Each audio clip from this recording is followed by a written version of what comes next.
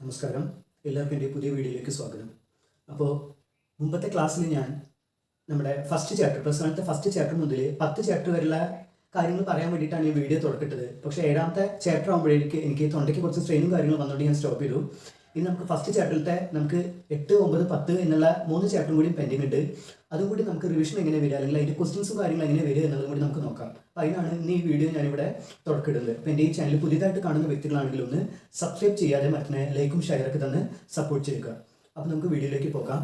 ഇനി നമുക്ക് വരുന്ന 8ാമത്തെ ചാപ്റ്ററാണ് നമുക്ക് ഇൻഫ്രാസ്ട്രക്ചർ അല്ലെങ്കിൽ അടിസ്ഥാന സൗകര്യം നമുക്ക് അവിടെ പറയുന്നത്. ഇനി അടിസ്ഥാന സൗകര്യം എന്ന് പറയുന്നത് നമുക്ക് ഈ ഒരു ചാപ്റ്ററിൽ വളരെ ഇമ്പോർട്ടൻ്റ് ആയിട്ടുള്ള ഒരു കാര്യമാണ്. നമുക്ക് ഇൻഫ്രാസ്ട്രക്ചറിന്റെ രീതി നമുക്ക് അവിടെ പറയുന്നത്. കാരണം വിവിധ രീതിയിലാണ് ഇൻഫ്രാസ്ട്രക്ചറിനെ കുറിച്ച് നമുക്കുള്ള ചോദ്യങ്ങൾ വരുന്നത്. ആൻസർ സെയിം ആണെങ്കിലും നമുക്ക് ചില സമയത്ത് ചോദിക്കുന്ന രീതി നമുക്ക് അതൊരു ഡിഫറെൻ്റ് ആയിട്ട് തോന്നും. അപ്പോൾ തന്നെ നമുക്ക് ഇവിടെ എഴുതേണ്ട രീതിക്ക് നമുക്ക് എങ്ങനെ എഴുതണം എന്നുള്ളൊരു ചിന്താഗതി നമുക്കുണ്ടാവും. പക്ഷേ എഴുതുന്ന രീതിയും കാര്യങ്ങളൊക്കെ ഏകദേശം സിമിലർ തന്നെയാണ്, ഒരേപോലെ തന്നെയാണ്. പക്ഷേ നമുക്ക് ചോദിക്കുന്ന രീതിക്കാണ് നമുക്ക് ഇവിടെ വ്യത്യാസം. അപ്പോൾ ഇവിടെ നമുക്ക് നോക്കി അറിയാം, ഞാൻ ഹെഡിങ് എഴുതിയിട്ടുണ്ട് state of infrastructure in India. ഇനി അതിൻ്റെ ഓരോ ചോദ്യങ്ങളാണ് നമുക്ക് വിവിധ രീതിയിൽ ചോദിക്കുന്ന രീതിയാണ് നമുക്ക് അവിടെ പറയുന്നത്. ഇനി ആദ്യത്തെ ക്വസ്റ്റ്യൻ നമുക്ക് പ്രീവിയസ് ക്വസ്റ്റ്യൻ പേപ്പറിൽ വന്നത് infrastructure is an important base for the economic development of the nation. അതായത് അതായത് നമ്മുടെ നേഷൻ അല്ലെങ്കിൽ വിവിധ നേഷൻ പറയാൻ നമുക്കറിയാം കൺട്രി, ഒരു രാജ്യത്തിനെയാണ് നമ്മളവിടെ നേഷൻ കൊണ്ട് നമുക്ക് അവിടെ സൂചിപ്പിക്കുന്നത്. അതായത് എല്ലാ രാജ്യത്തും നമുക്ക് അടിസ്ഥാന സൗകര്യം നല്ല രീതിയിൽ വർദ്ധിപ്പിക്കണമെങ്കിൽ, അതായത് നമുക്കറിയാം എക്കണോമിക് ഡെവലപ്മെന്റ് അല്ലെങ്കിൽ സാമ്പത്തിക വികസനത്തിന് നമ്മുടെ അടിസ്ഥാന സൗകര്യം എന്ന് പറയുന്നത് വളരെയധികം ബെറ്റർ അല്ലെങ്കിൽ ഉണ്ടായാൽ മാത്രമേ അടിസ്ഥാന സൗകര്യം ഉണ്ടാവൂ എന്നുള്ളതാണ് നമുക്കൊരു ചോദ്യത്തിന്റെ അർത്ഥമായിട്ട് നമുക്ക് അവിടെ പറയുന്നത്. അപ്പോൾ ആ ഒരു രീതിക്ക് നമുക്ക് ഡു യു എഗ്രി, നമുക്ക് ഈ ഒരു കാര്യം നമുക്ക് അവിടെ നമ്മൾ എന്താണ് ഇതുകൊണ്ട് നമുക്ക് അറിയാവുന്ന കാര്യം, അതായത് ഇത് ഇങ്ങനെ ആയാൽ നമുക്ക് ബെറ്റർ ആകുമോ, അടിസ്ഥാന സൗകര്യം തന്നെയാണ് ഒരു രാജ്യത്തിന്റെ വികസനത്തിന്റെ ഒരു ഭാഗമായിട്ട് പറയുന്നത്. അങ്ങനെ ഉണ്ടെങ്കിൽ നിങ്ങളുടെ ആൻസർ നിങ്ങൾ ന്യായീകരിക്കുക, അതിനെക്കുറിച്ചുള്ള കാര്യങ്ങൾ നമ്മൾ ശക്തമായിട്ട് തന്നെ നമ്മൾ അവിടെ പറയുക. അപ്പോൾ അതാണ് നമുക്കൊരു കാര്യമായിട്ട് നമുക്ക് അവിടെ പറയുന്നത്. അപ്പോൾ ഇവിടെ നമുക്കറിയാം ഒരു രാജ്യത്തിന്റെ അടിത്തറ അല്ലെങ്കിൽ ബേസ് എന്ന് പറയുന്നത് തന്നെ നമുക്കറിയാം ഇൻഫ്രാസ്ട്രക്ചർ ഫെസിലിറ്റി അല്ലെങ്കിൽ അടിസ്ഥാന സൗകര്യമാണ് നമുക്ക് അവിടെ പറയുന്നത്. അപ്പോൾ ഇതിൽ നമുക്ക് ജസ്റ്റിഫൈ ചെയ്യുന്ന ആൻസറിൽ തന്നെ നമുക്കറിയാം എസ് എന്നാൽ നമുക്ക് ഇവിടെ എഴുതണം. കാരണം നമുക്കറിയാം ഒരു രാജ്യത്തിന് ഏറ്റവും വേണ്ടപ്പെട്ട ഒരു കാര്യം തന്നെയാണ് ഇൻഫ്രാസ്ട്രക്ചർ ഫെസിലിറ്റി. അപ്പോൾ അത് നല്ല രീതിയിലാണെങ്കിൽ തന്നെയാണ് എക്കണോമിക് ഡെവലപ്മെന്റ് ഗ്രോത്ത് ഒക്കെ നമുക്ക് അവിടെ നിലവിലുണ്ടാവുള്ളൂ. അപ്പോൾ ഈ ഒരു ടൈപ്പിലായിരിക്കും നമുക്ക് ചില സമയത്ത് ക്വസ്റ്റ്യൻ പേപ്പറിൽ കാണും. ഇനി ഒന്നും വേണ്ട, ചില സമയത്ത് അങ്ങോട്ടും ഇങ്ങോട്ടും ചെറിയ വേരിയേഷൻ കാര്യങ്ങളൊക്കെ ടോപ്പിക് അതുകൂടെ എടുത്ത് മാറ്റിയിടുന്നേ ഉള്ളൂ. നമുക്ക് എഴുതേണ്ട രീതി ഇതേ രീതി തന്നെ ആയിരിക്കും. ഇനി നെക്സ്റ്റ് നമുക്ക് ക്വസ്റ്റ്യൻ വരുന്നത് infrastructure facilities boost production, do you agree, substantiate your answers. അതായത് അടിസ്ഥാന സൗകര്യങ്ങൾ മുഖേന നമ്മുടെ രാജ്യത്തെ ഉൽപാദനം വർദ്ധിപ്പിച്ചു കൊണ്ടുവരാൻ സാധിക്കുമോ, അങ്ങനെ ഉണ്ടെങ്കിൽ നിങ്ങളുടെ ന്യായീകരണം, അതായത് ഇതിന്റെ ഒരു വിശദീകരണം കാര്യങ്ങൾ നിങ്ങൾ പറയുക. നമുക്കറിയാം ഒരു രാജ്യത്തെ അടിസ്ഥാന സൗകര്യങ്ങൾ ഉണ്ടെങ്കിലാണ് നമുക്ക് പ്രൊഡക്ഷൻ അല്ലെങ്കിൽ ഉൽപാദനമൊക്കെ നമുക്ക് നല്ല രീതിയിൽ വർദ്ധിപ്പിച്ചു കൊണ്ടുവരാൻ സാധിക്കുള്ളൂ. കാരണം നമുക്കറിയാം സേവനം അല്ലെങ്കിൽ സർവീസ് സെക്ടറൊക്കെയാണ് നമുക്ക് ഇതിൽ പറയുന്നത്. അപ്പോൾ സേവനങ്ങൾ അല്ലെങ്കിൽ സർവീസ് സെക്ടറൊക്കെ ഉണ്ടായാലാണ് മാർക്കറ്റിന്റെ പ്രൊഡക്ഷൻ, വിൽപ്പന, അല്ലെങ്കിൽ നമുക്ക് ഇവിടെ കർഷകർക്കാണെങ്കിലും ഇത് മാർക്കറ്റ് കൊണ്ടുപോയി വിൽക്കുക, വിത്ത് നിങ്ങൾ വാങ്ങി കൊണ്ടുവരിക. അപ്പോൾ ഇതൊക്കെ മുഖേന നമുക്ക് എന്ത് വേണം, ഒരു ഇൻഫ്രാസ്ട്രക്ചർ ഫെസിലിറ്റി നമുക്ക് മസ്റ്റ് ആണ്. അപ്പോൾ ഈ ഒരു ക്വസ്റ്റ്യനിൽ നമ്മൾ എന്തെങ്കിലും ഉദ്ദേശിക്കുന്നത് ഇൻഫ്രാസ്ട്രക്ചർ മുഖേന തീർച്ചയായിട്ടും നമുക്ക് എന്താണ് ഉൽപാദനം ബൂസ്റ്റപ്പ് ചെയ്യുക അല്ലെങ്കിൽ വർദ്ധിപ്പിച്ചു കൊണ്ടുവരാൻ തീർച്ചയായിട്ടും സാധിക്കും. അതിൽ നമുക്ക് എന്ത് മസ്റ്റ് തന്നെയാണ്, ഇൻഫ്രാസ്ട്രക്ചർ എന്ന് നമുക്ക് തീർച്ചയായിട്ടും സേവനം മസ്റ്റ് തന്നെയാണ്. അപ്പോൾ അതാണ് നമുക്ക് ഇതിൻ്റെ ഒരു ആൻസർ ആയിട്ട് നമുക്ക് അവിടെ തുറക്കുന്നത്. അപ്പോൾ ഇവിടെ നമ്മളൊരു എസ് കൊടുക്കുക, പിന്നെ ഇൻഫ്രാസ്ട്രക്ചർ ഫെസിലിറ്റിയുടെ കാര്യം നമ്മൾ അവിടെ എഴുതുക. ഇനി നെക്സ്റ്റ് മൂന്നാമത്തെ നമുക്ക് ഇതേ ക്വസ്റ്റ്യൻ ചോദിച്ചിട്ടുണ്ട് infrastructure contribute to the economic development of a country like India, do you agree, justify. Infrastructure മുഖേന നമുക്ക് നമ്മുടെ രാജ്യത്ത് എന്ത് വന്നിട്ടുണ്ട്, സാമ്പത്തിക വികസനം നമുക്ക് അവിടെ വന്നിട്ടുണ്ട് എന്നാണ് നമുക്ക് ഇതിലൊരു ചോദ്യം പറയുന്നത്. തീർച്ചയായിട്ടും നമുക്കറിയാം ഇൻഫ്രാസ്ട്രക്ചർ ഫെസിലിറ്റി വന്നതിന് ശേഷം നല്ല രീതിയിലുള്ള ഡെവലപ്മെന്റ് നമുക്ക് അവിടെ മാറ്റങ്ങൾ ഉണ്ടായിട്ടുണ്ട്. ഇപ്പൊ തന്നെ നമുക്ക് ഏറ്റവും കൂടുതൽ നമുക്കറിയാം കോൺട്രിബ്യൂഷൻ നമ്മൾ അവിടെ സംഭാവന ഏറ്റവും കൂടുതൽ ചെയ്യുന്നത് നമുക്ക് സർവീസ് സെക്ടർ അല്ലെങ്കിൽ ഇൻഫ്രാസ്ട്രക്ചർ ഫെസിലിറ്റിക്കാണ് നമ്മൾ അവിടെ ചെയ്യുന്നത്. അപ്പോൾ അതുകൊണ്ട് തന്നെ നമ്മുടെ രാജ്യത്തൊരു മാറ്റങ്ങൾ നമുക്ക് അല്ലെങ്കിൽ നമ്മുടെ ഇന്ത്യയിൽ തന്നെ നമുക്കൊരു മാറ്റം കാണാൻ സാധിക്കുന്നുണ്ട്. ഈ ഒരു കാര്യം അല്ലെങ്കിൽ ഈ ഒരു ചോദ്യം നമ്മൾ ഇവിടെ എന്ത് ചെയ്യുന്നുണ്ട്, അംഗീകരിക്കുന്നുണ്ട്. അപ്പോൾ എസ് എന്ന് പറഞ്ഞിട്ട് നമ്മൾ ഇൻഫ്രാസ്ട്രക്ചർ ഫെസിലിറ്റിയുടെ കാര്യങ്ങൾ നമ്മൾ ഡീറ്റെയിൽ ആയിട്ട് എഴുതുക. അപ്പോൾ ഒരു ചോദ്യം നമുക്ക് ഇൻഫ്രാസ്ട്രക്ചർ ആണെങ്കിലും ചോദിക്കുന്ന രീതിക്ക് ഇവിടെ വ്യത്യാസമുണ്ട്, പക്ഷേ ആൻസർ സെയിം ആണ്. അപ്പോൾ നമുക്ക് ഏതൊരു ടോപ്പിക് പഠിക്കുകയാണെങ്കിലും അത് എങ്ങനെയൊക്കെയാണ് നമുക്ക് ഈ പറയുന്ന ക്വസ്റ്റ്യൻസ് ആയിട്ട് വരിക എന്നുള്ളത് ആദ്യം നമുക്ക് അവിടെ മനസ്സിലാക്കുക. എന്നിട്ട് വേണം നമ്മൾ ആൻസറിലേക്ക് കിടക്കുക. ഇന്ന തന്നെ അല്ലേ എന്നുള്ളത് നമ്മൾ ആദ്യം ഒന്ന് വ്യക്തമാക്കുക.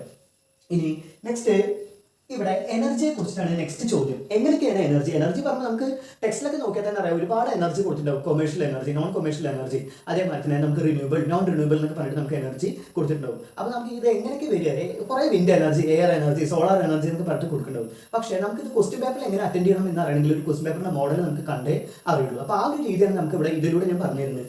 ഇനി ഇവിടെ എനർജിയുടെ ഒരു ക്വസ്റ്റ്യൻ നമുക്ക് അവിടെ ഒന്നാമത്തെ ഒരു ക്വസ്റ്റ്യൻ വന്നിരിക്കുന്നത് പ്രീവിയസ് ക്വസ്റ്റ്യൻ പേപ്പറിലെ classify the sources of energy into conventional and non conventional എന്നുള്ള രീതിയാണ് ഒന്നാമത്തെ നമുക്ക് അവിടെ പറയുന്നത്. അതായത് പാരമ്പര്യതരമായിട്ട് അല്ലാത്ത നമുക്ക് നമ്മുടെ എനർജി അല്ലെങ്കിൽ ഊർജ്ജ രീതിയാണ് നമുക്ക് അവിടെ പറയുന്നത്. അപ്പൊ ഇതിൽ ഏതൊക്കെ ഇപ്പൊ നമുക്ക് ഇതേമാതിരി തന്നെ ഒരു ക്വസ്റ്റ്യൻ പേപ്പർ തന്നിട്ടുണ്ടാവും. കോൾ, സൺ, വിൻഡ്, പെട്രോളിയം എന്നുള്ളത് നമുക്ക് അവിടെ തന്നിട്ടുണ്ടാവും. അപ്പൊ ഇതിൽ നമ്മൾ തിരഞ്ഞെടുത്തിട്ട് കൺവെൻഷണൽ അല്ലാത്തതും നമുക്ക് അവിടെ നോൺ കൺവെൻഷണൽ എഴുതുക ചെയ്യണം. അപ്പൊ പാരമ്പര്യം എന്നുള്ള രീതിയിൽ നമുക്കറിയാം സണ്ണ്, സൂര്യപ്രകാശം, അതേമാതിരി കാറ്റിന്റെ സംഭവമൊക്കെ നമുക്ക് പ്രകൃതിപരമായിട്ട് നാച്ചുറലായിട്ട് നമുക്ക് ഉള്ളതാണ്. അതല്ലാതെ നോൺ കൺവെൻഷണൽ നമുക്ക് അവിടെ പെടുന്നത് കോളും പെട്രോളിയം ഒക്കെ നമ്മളായിട്ട് നിർമ്മാണവും കാര്യങ്ങളൊക്കെ നമുക്ക് അവിടെ ചെയ്യേണ്ടതാണ്. അപ്പൊ ഒന്നിനും നമുക്ക് ഇവിടെ എന്താണ് ഇതേമാതിരി കൺവെൻഷനലും മറ്റൊരു ഭാഗത്ത് കൺവെൻഷനൽ ആയിട്ട് നമുക്ക് ഈ ഭാഗത്ത് രണ്ടെണ്ണം ഈ ഭാഗത്ത് രണ്ടെണ്ണമായിട്ട് നമുക്ക് അവിടെ എഴുതുക. അങ്ങനെയാണ് നമുക്ക് ഇതിലെ ആൻസർ ആയിട്ട് എഴുതുന്നത്. ഇനി ചില സമയത്ത് നമുക്ക് ഇതിന്റെ അതായത് കംപ്ലീറ്റ് ചാർട്ട് ഗിവൺ ബിലോ നമുക്ക് ടെക്സ്റ്റിലെ സോഴ്സസ് ഓഫ് എനർജി അല്ലെങ്കിൽ ഊർജ്ജ സ്രോതസ്സുകൾ പറഞ്ഞിട്ട് നമുക്ക് തുടക്കത്തിൽ തന്നെ നമുക്ക് തന്നിട്ടുണ്ടായിരിക്കും. അതിൽ പുതുക്കാൻ പറ്റുന്ന വിഭവങ്ങളും പുതുക്കാൻ പറ്റാത്ത വിഭവങ്ങൾ എന്ന് പറഞ്ഞിട്ട് നമുക്ക് തന്നിട്ടുണ്ടാവും. ഇതിന്റെ ഒരു രണ്ട് നമ്മൾ ഉദാഹരണങ്ങൾ എഴുതിയിട്ട് വേണം നമ്മൾ ഇവിടെ ചാർട്ട് കംപ്ലീറ്റ് ചെയ്യാൻ. അതൊന്നും വേണ്ട, അതിനെ നമുക്ക് അവിടെ എക്സാമ്പിൾ കാണാൻ ടെക്സ്റ്റിൽ നമുക്ക് അവിടെ സാധിക്കും. ഒരു ഈരണ്ടെണ്ണമായിട്ട് ഇതിൽ നമുക്ക് അവിടെ എന്താണ് എക്സാമ്പിൾ മുഖേന ഇതായ ഈ ഒരു ആൻസർ നമുക്ക് അവിടെ തരും. അപ്പൊ ഇങ്ങനെയൊക്കെ ചില സമയത്ത് ഇതിന്റെ എനർജിയുടെ നമുക്ക് അവിടെ ക്വസ്റ്റ്യൻ പേപ്പറിൽ ടേബിൾ ആയിട്ടും അതേപോലെ ചാർട്ട് ആയിട്ടൊക്കെ നമുക്ക് അവിടെ കാണാൻ സാധിക്കും. ഇനി നെക്സ്റ്റ് ക്വസ്റ്റ്യൻ അവിടെ അപ്പോഴേക്ക് ക്ലിയർ ആക്കാം. നെക്സ്റ്റ് ക്വസ്റ്റ്യനിലേക്ക് പോകാം. ഇനി നെക്സ്റ്റ് ഇൻഫ്രാസ്ട്രക്ചറിന്റെ ഒരു ക്വസ്റ്റ്യൻ കൂടി നമുക്ക് നോക്കാം. ഇവിടെ if proper attention is not paid to the development of infrastructure it is likely to act as a severe constraint on economic development. നമ്മൾ ഇൻഫ്രാസ്ട്രക്ചർ ഫെസിലിറ്റിക്ക് കൂടുതലായിട്ടുള്ള പ്രാധാന്യം അല്ലെങ്കിൽ ഇമ്പോർട്ടൻസ് കൊടുത്തില്ല എന്നുണ്ടെങ്കിൽ നമുക്ക് വികസനത്തിന്, സാമ്പത്തിക വികസനത്തിന് വളരെയധികം കൺസ്ട്രെയിന്റ് അല്ലെങ്കിൽ തടസ്സം ഉണ്ടാകും എന്നുള്ളതാണ് നമുക്ക് അവിടെ പറയുന്നത്. ഇങ്ങനെ ഒരു കാര്യത്തിലൂടെ അതായത് ഇപ്പോൾ എഴുതിയിട്ടുള്ള കാര്യത്തോട് നിങ്ങൾ യോജിക്കുന്നുണ്ടോ അല്ലെങ്കിൽ ഇതിന്റെ വിശദീകരണവും കാര്യങ്ങളും നമ്മൾ തരിക. അപ്പോൾ ഇതിന് നമ്മൾ എന്ത് പറയും? എസ് എന്നുള്ളൊരു വാക്ക് തന്നെയാണ് നമുക്ക് അവിടെ പറയാം. പിന്നെ നമ്മൾ എന്ത് ചെയ്യുക? ഈ ഇൻഫ്രാസ്ട്രക്ചർ ഫെസിലിറ്റിയുടെ കാര്യങ്ങൾ നമ്മൾ അവിടെ എഴുതുക. അപ്പോൾ ചില ക്വസ്റ്റ്യൻ അനുസരിച്ച് ഇൻഫ്രാസ്ട്രക്ചർ ഫെസിലിറ്റി എങ്ങനെ വരിക? 5 മാർക്ക്, 6 മാർക്ക്, മാക്സിമം 8 മാർക്ക് ഇങ്ങനെയാണ്. അപ്പോൾ ഈ ഒരു ചാപ്റ്ററിൽ ഇൻഫ്രാസ്ട്രക്ചർ എന്നുള്ള ഹെഡിങ് പോലെ തന്നെ വളരെയധികം പ്രാധാന്യമാണ് നമുക്ക് ഇവിടെ പറയുന്നത്. അപ്പോൾ ഇതെങ്ങനെ എത്ര മാർക്കിന് വരും എന്നുള്ളത് ഓരോ വർഷം വിവിധ രീതിയിലായിരിക്കും ഇതിന്റെ ക്വസ്റ്റ്യൻ പേപ്പറിൽ ഇതിന്റെ രീതി വരിക. നമുക്ക് ഇത്ര മാർക്കിന് എന്നുള്ളത് നമുക്കൊരു കൺഫർമേഷൻ പറയാൻ പറ്റില്ല. കാരണം അപ്പോൾ നമ്മളൊരു 8 മാർക്കിന് ഓൾറെഡി പഠിച്ചു പോകണം നമുക്ക്. അപ്പോൾ ഇങ്ങനെയാണ് ഇതിന്റെ ഒരു രീതി നമുക്ക് അവിടെ പറയുന്നത്. ഇനി ഓരോ ക്വസ്റ്റൻസ് അവിടെ എഴുതുന്നതിനനുസരിച്ച് ഇതിന്റെ രീതിക്ക് അതായത് ഇൻഫ്രാസ്ട്രക്ചർ ഫെസിലിറ്റി കൂടി ഉൾപ്പെടുത്തുന്ന രീതിയിൽ ചില ക്വസ്റ്റൻസ് ഞാൻ അവിടെ എഴുതുന്നുണ്ട്. അപ്പോൾ അതുകൂടിയൊക്കെ നമുക്ക് നോക്കാം. ഇനി നെക്സ്റ്റ് ഇൻഫ്രാസ്ട്രക്ചർ കഴിഞ്ഞാൽ നെക്സ്റ്റ് ഇവിടെ എനർജിയുടെ ക്വസ്റ്റ്യൻ നമുക്ക് അവിടെ എഴുതിയിട്ടുണ്ട്. എനർജിയിൽ ഇവിടെ പറയുന്നത് ഊർജ്ജം. Kerala is experiencing huge energy crisis, suggest some measures to for solving the problem. ഇനി നമുക്കറിയാം കേരളത്തിലെ വളരെയധികം നമുക്ക് വൈദ്യുതി വളരെയധികം ഷോർട്ടേജ് ആയിട്ട് നമുക്ക് നിലനിൽക്കുന്ന ഒരു കാലഘട്ടമാണ് ഇപ്പോഴും. ഇപ്പൊ നമുക്കറിയാം പുതിയതായിട്ട് വൈദ്യുതി നിരക്കൊക്കെ നമുക്ക് ഇവിടെ വർധനവ് വന്നിട്ടുണ്ട്. കാരണം നമുക്ക് എന്താണ് ഉപയോഗിക്കുന്ന അളവ് വളരെയധികം യൂണിറ്റ് വളരെയധികം കൂടുതലാണ്. അപ്പൊ ഇങ്ങനെ കാര്യങ്ങൾ നമുക്ക് അവിടെ സോൾവ് ചെയ്യാൻ വേണ്ടിയിട്ട് നമുക്ക് എന്താണ് ചെയ്യേണ്ടത്? അപ്പൊ ഇവിടെ നമുക്ക് എന്ത് ചെയ്യണം? പവർ എന്നുള്ള രീതി പവർ എന്നുള്ള ഊർജ്ജം എന്നുള്ള രീതിയിൽ നമ്മൾ എടുത്തിട്ട് അതിൽ വിവിധ രീതിയിലാണ് നമ്മൾ പവർ അല്ലെങ്കിൽ വൈദ്യുതി ഉൽപ്പാദിപ്പിച്ചെടുക്കുന്നത്. ആ മെത്തേഡിലത്തെ ഏതൊക്കെ മെത്തേഡാണ് നമുക്ക് ബെറ്റർ ആയി തോന്നിച്ചാൽ ആ കാര്യങ്ങൾ വേണം ഈ ഒരു പ്രശ്ന പരിഹാരത്തിന് വേണ്ടിയിട്ട് നമുക്ക് അവിടെ എഴുതാം. അപ്പൊ നമുക്ക് പവർ എന്നുള്ള ഒരു സെക്ടറിൽ നമുക്ക് നോക്കിച്ചാൽ വൈദ്യുതി എങ്ങനെയൊക്കെയാണ് നമുക്ക് ഉൽപ്പാദിപ്പിക്കുന്നത്? വിൻഡ് എനർജി, സോളാർ എനർജി എന്നുള്ള രീതിയിൽ, ഹൈഡ്രോ രീതിയൊക്കെ നമുക്ക് അവിടെ പറയുന്നുണ്ട്. അതിൽ നമുക്ക് നമ്മുടെ കേരളത്തിനെ അടിസ്ഥാനമാക്കിക്കൊണ്ട് നമുക്ക് ഏത് എനർജിയാണ് ബെറ്റർ ആയിട്ട് തോന്നുന്നത് വെച്ചാൽ അതിന്റെ കുറച്ച് കാര്യങ്ങളാണ് ഇതേമാതിരി ക്വസ്റ്റ്യൻ പേപ്പറിൽ നമുക്ക് അവിടെ എഴുതുന്നത്. അപ്പൊ നമുക്ക് ഇവിടെ എന്ത് ചെയ്യുക? ചില കുട്ടികൾക്ക് ആ ഒരു രീതി കണ്ടില്ല അല്ലെങ്കിൽ ചിന്താഗതി പോയില്ല എന്നുണ്ടെങ്കിൽ പവർ എന്നുള്ള രീതിയിൽ എത്രത്തോളം ഏതൊക്കെ പവർ നമുക്ക് അവിടെ വരുന്നുണ്ട്, ഏതൊക്കെ സെക്ടർ വരുന്നുണ്ട് വെച്ചാൽ ആ സെക്ടറൊക്കെ നമുക്ക് എഴുതിയിട്ട് ഈ ഒരു കാര്യം നമുക്ക് അവിടെ ഫുൾഫിൽ ചെയ്യാം. അപ്പൊ ഇവിടെ എടുത്തിടുന്നു എന്ന് മാത്രമേ ഉള്ളൂ. അപ്പൊ കേരള എന്നൊക്കെ പറഞ്ഞാൽ നമ്മൾ എന്താണെന്ന് വിചാരിക്കും. ഈ കേരളത്തെ കുറിച്ച് 2 വാക്ക് എഴുതുമെന്നൊക്കെ നമ്മൾ ചിന്തിക്കും. നേരെ നമ്മുടെ മൈൻഡ് എങ്ങോട്ട് പോകണം? ഈ പറഞ്ഞിട്ടുള്ള പവർ എന്നുള്ള ഏരിയയിലേക്ക് പോയിട്ട് വേണം നമുക്ക് അതിന്റെ പോയിന്റ്സ് ഏതൊക്കെ കണ്ടന്റ് ആയിട്ടുള്ളത് വെച്ചാൽ അത് എഴുതുക, സ്റ്റോപ്പ് ചെയ്യുക. അത്രേ ഉള്ളൂ സംഭവം. ഇനി നെക്സ്റ്റ് ക്വസ്റ്റ്യൻ വരുന്നത് difference between commercial and non commercial എനർജിയാണ് നെക്സ്റ്റ് പറയുന്നത്. വാണിജ്യതരമായിട്ടുള്ള എനർജി എന്തൊക്കെയാണ് നമുക്ക് ഈ വാണിജ്യ രീതിയിൽ ഏതൊക്കെ പെടും, വാണിജ്യതര രീതിയിൽ ഏതൊക്കെ പെടും എന്നുള്ളത് നമുക്ക് ഇവിടെ എന്ത് ചെയ്യുക? ചെറിയ ക്വസ്റ്റ്യൻ ബേസ് ചെയ്തിട്ട് 4 മാർക്കിനൊക്കെ ഇത് വരുള്ളൂ. അപ്പൊ അതിന് ബേസ് ചെയ്തിട്ട് നമ്മളൊന്ന് ചുരുക്കിയിട്ട് എഴുതുക. ഇനി ഇൻഫ്രാസ്ട്രക്ചർ പോലെ നെക്സ്റ്റ് വരുന്ന ഒരു ഇമ്പോർട്ടന്റ് ആണ് ഹെൽത്ത് സെക്ടർ. വളരെയധികം ഏറ്റവും കൂടുതൽ മാർക്ക് 8 മാർക്ക് ഏകദേശം വരുന്ന രീതിയാണ് നമുക്ക് അവിടെ പറയുന്നത്. നമുക്കറിയാം എക്കണോമിക്സിലെ മാർക്ക് നേടാൻ നന്നായി പരിശ്രമിക്കുന്നത് വേണം. അപ്പൊ നമ്മൾ വിചാരിക്കും ബാക്കിയുള്ള സബ്ജക്റ്റ് ഒക്കെ എന്താണെന്ന് ഒരു ചിന്താഗതി ഉണ്ടാവും. പക്ഷെ ഇതിനെക്കാട്ടിലും ക്വസ്റ്റ്യൻ പേപ്പർ വളരെയധികം ഡിഫിക്കൽട്ട് കുറച്ച് തോന്നുന്ന ഒരു പേപ്പറാണ്. നമുക്ക് കാണുമ്പോൾ വളരെ ബെറ്ററും പഠിക്കുമ്പോൾ അത്യാവശ്യം ക്ലാസ്സിലേക്ക് എത്തുമ്പോൾ നമുക്ക് നന്നായി എന്ന് തോന്നും. പക്ഷെ ഒരു ക്വസ്റ്റ്യൻ പേപ്പർ വന്ന് കാണുമ്പോഴാണ് നമുക്ക് അതിന്റെ കാര്യം കുറച്ചും കൂടി നോക്കായിരുന്നു എന്നുള്ളൊരു ചിന്താഗതി നമുക്ക് അവിടെ വരിക. അപ്പൊ അതുകൊണ്ടാണ് ഞാൻ എടുത്ത് പറയുന്നത് ഹെൽത്ത് സെക്ടറിൽ നമുക്ക് ഒരു 8 മാർക്കിനൊക്കെ വരാൻ ചാൻസ് വളരെയധികം കൂടുതലാണ്. അതിന്റെ ഒരു പ്രീവിയസ് ക്വസ്റ്റ്യൻ നോക്കാം. Prepare a seminar report on the major challenges that India faces in health sector. അപ്പൊ ഇവിടെ നമുക്ക് ഹെൽത്ത് സെക്ടർ ഇന്ത്യയിലൊക്കെ ആയിട്ട് നമുക്ക് എടുത്ത അതിൽ ടെക്സ്റ്റ് ബുക്കിൽ നമുക്ക് അവിടെ എടുത്ത് പറയുന്നുണ്ട് ഹെൽത്ത് സെക്ടർ നമുക്ക് എങ്ങനെയാണ് ഇന്ത്യയിൽ എങ്ങനെയാണ് എന്നുള്ളത്. ഇനി ചില സമയത്ത് ഇവിടെ ഹിന്ദി അല്ലെങ്കിൽ സൂചന പകരം ഏരിയാസ് ടു ബി കവേർഡ് ഏതൊക്കെ ഉൾക്കൊള്ളണം എന്നുള്ള രീതിയിൽ 8 മാർക്ക് കഴിച്ചാൽ ഇതേമാതിരി ഒരു സൂചന നമുക്ക് അവിടെ തന്നിട്ടുണ്ടാവും. ഇതിൽ ഏതൊക്കെ ഉൾപ്പെടുത്തിയിട്ട് വേണം നമ്മൾ എഴുതാൻ.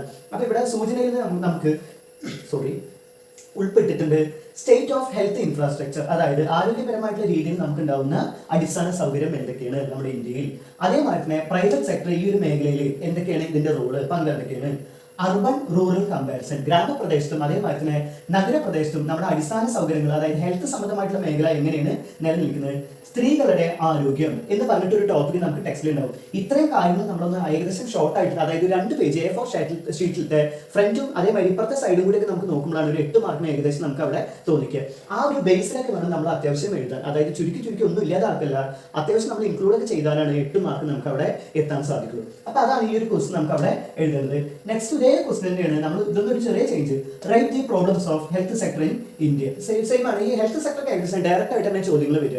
അപ്പൊ ഇവിടെ നമുക്ക് എന്താണ് നമ്മുടെ രാജ്യത്തെ ഹെൽത്തിന്റെ പ്രോബ്ലംസ്, നമുക്ക് എന്തൊക്കെ ഫെസിലിറ്റി കുറവ്, ബെഡിന്റെ കുറവ്, അതേമാതിരി നമ്മൾ പറയുന്നത് ഡിസ്പെൻസറി, മെഡിക്കൽ ഫെസിലിറ്റി, ആംബുലൻസ്, അപ്പൊ അതേമാതിരത്തൊക്കെ PCH പോലത്തെ വിവിധ തരം പ്രശ്നങ്ങൾ നമുക്ക് ഇന്ന് ഫേസ് ചെയ്യുന്നുണ്ട്.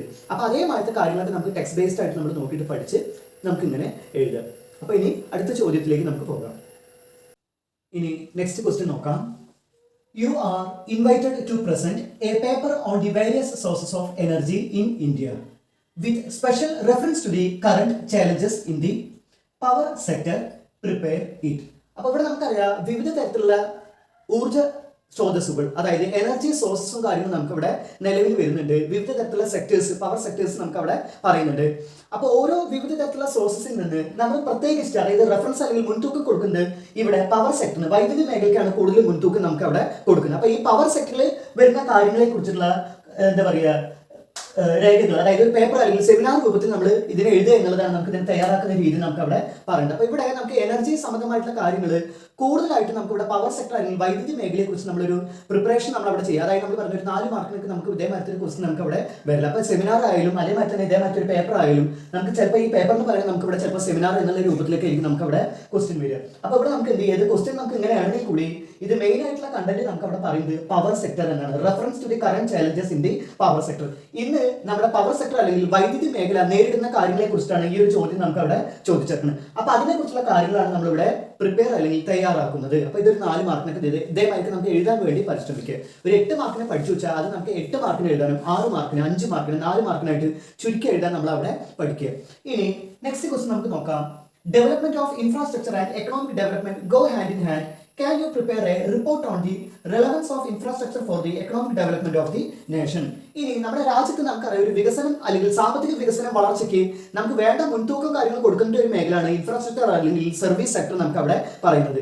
അപ്പൊ അങ്ങനെ നമുക്ക് സാമ്പത്തിക വളർച്ചയും കാര്യങ്ങളൊക്കെ വരാൻ വേണ്ടിയിട്ട് ഇൻഫ്രാസ്ട്രക്ചർ ഫെസിലിറ്റി എത്രത്തോളം നമുക്ക് അവിടെ ഗുണവും കാര്യങ്ങളും നമുക്ക് അവിടെ ചെയ്യുന്നുണ്ട് എന്നുള്ളത് നമുക്ക് ഡീറ്റെയിൽഡ് ആയിട്ട് എഴുതേണ്ട രീതിയാണ് നമുക്ക് അവിടെ പറയുന്നത്. ഒരു ക്വസ്റ്റ്യൻ പേപ്പർ നമുക്ക് അവിടെ സൂചന അല്ലെങ്കിൽ ഹിന്ദി നമുക്ക് അവിടെ പറയുന്നുണ്ട് ഏതൊക്കെ മേഖലയിൽ അടിസ്ഥാനമാക്കിക്കൊണ്ട് വേണം നമ്മുടെ ഇൻഫ്രാസ്ട്രക്ചർ രീതി നമുക്ക് അവിടെ ഉൾപ്പെടുത്തി എഴുതാൻ. അപ്പൊ താഴെ നമുക്ക് ഇവിടെ കാണാം economic and social infrastructure include ചെയ്യുക, അടിസ്ഥാന രീതിക്ക് നമുക്ക് പെടുന്നതാണ്. പിന്നെ എനർജി സോഴ്സസ് നമുക്ക് ഏതൊക്കെ തരത്തിലുള്ള ഊർജ്ജ സ്രോതസ്സുകളും കാര്യങ്ങളും നമുക്ക് അവിടെ നിലവിലുണ്ട്. പവർ സെക്ടർ നമുക്ക് അവിടെ, ഹെൽത്ത് സെക്ടർ. അപ്പൊ ഇത്ര മേഖല ഉൾപ്പെട്ടിട്ട് വേണം നമുക്ക് ഈ ഒരു ക്വസ്റ്റ്യൻ നമുക്ക് അവിടെ എഴുതാം. അപ്പൊ ഇങ്ങനെയൊക്കെ ഒരു ക്വസ്റ്റ്യൻ നമുക്ക് അവിടെ ഹിൻഡൊക്കെ ആയിട്ട് നമുക്ക് തരിക വെച്ചാൽ 8 മാർക്ക് നമുക്ക് ഓൾറെഡി നിലവിലുണ്ടാവും. അപ്പൊ ഇവിടെ ഇതേമാതിരത്തെ കാര്യങ്ങളെല്ലാം ഉൾപ്പെടുത്തിക്കൊണ്ട്, അപ്പൊ അതായത് 8 മാർക്കിന് ഇൻക്ലൂഡ് ചെയ്യുന്ന രീതിയിലായിരിക്കും നമുക്ക് അവിടെ എഴുതേണ്ടത്. ഇനി നെക്സ്റ്റ് ക്വസ്റ്റ്യൻ നമുക്ക് നോക്കാം. Prepare an article on the major challenges that India faces in health sector. ഇനി നമുക്കൊരു ആർട്ടിക്കിൾ തയ്യാറാക്കുന്നതാണ്, അതായത് ഹെൽത്ത് സെക്ടറിൽ നമുക്ക് ആരോഗ്യപരമായിട്ടുള്ള മേഖലയിൽ നേരിടുന്ന വെല്ലുവിളികളെ കുറിച്ചുള്ള ഒരു ആർട്ടിക്കിൾ നമ്മൾ അവിടെ തയ്യാറാക്കേണ്ട രീതിയാണ് നമുക്ക് അവിടെ ഇന്ത്യയിലത്തെ പറയുന്നത്. താഴെ അതേമാതിരി തന്നെ നമുക്ക് സൂചന കൊടുത്തിട്ടുണ്ടാവും, ചിലപ്പോൾ സൂചന ഉണ്ടാവില്ല. അപ്പൊ മാർക്കിനനുസരിച്ച് ഇപ്പൊ നമുക്ക് സൂചന എന്നൊക്കെ പറയുന്നത് ഇത്രയൊക്കെ തന്നിച്ച് നമുക്ക് മനസ്സിലാക്കാം ഇതൊരു 8 മാർക്കിന് നമുക്ക് എഴുതേണ്ടതാണ് കൃത്യമായിട്ട് എന്നുള്ളത്. കാരണം എല്ലാ കാര്യങ്ങളും ഇത് ഇൻവോൾവ് ചെയ്തിട്ടുണ്ട്. അപ്പൊ ഇതിന്റെ സൂചനയിൽ സ്റ്റേറ്റ് ഓഫ് ഹെൽത്ത് ഇൻഫ്രാസ്ട്രക്ചർ എഴുതണം, role of private sector, urban rural comparison, woman health. ഇപ്പൊ നമ്മൾ നേരത്തെ കണ്ടതിലും ഇതേമാതിരി ഒരു സംഭവം കണ്ടന്റ് ഹിന്ദി നമുക്ക് ഇതേമാതിരി തന്നെയാണ്, പക്ഷെ ക്വസ്റ്റ്യനിൽ ഒരു ചേഞ്ച് നമുക്ക് അവിടെ ഉണ്ടായില്ല. അപ്പൊ അതേമാതിരി തിരിച്ചു മറിച്ചൊക്കെ നമുക്ക് ഈ ഹെൽത്ത് സെക്ടറും അതേമാതിരി ഇൻഫ്രാസ്ട്രക്ചറും പവർ സെക്ടറൊക്കെ നമുക്ക് ഉണ്ടായിരിക്കും. പക്ഷെ ക്വസ്റ്റ്യൻ വിവിധ രീതിയിലായിരിക്കും, പക്ഷെ ആൻസർ നമുക്ക് എഴുതേണ്ടത് സെയിം ആണ്. അതാണ് നമുക്ക് ഇതിൽ ഹെൽത്ത് സെക്ടറിന്റെ ഒരു ചോദ്യമായിട്ട് നമുക്ക് അവിടെ പറയുന്നത്.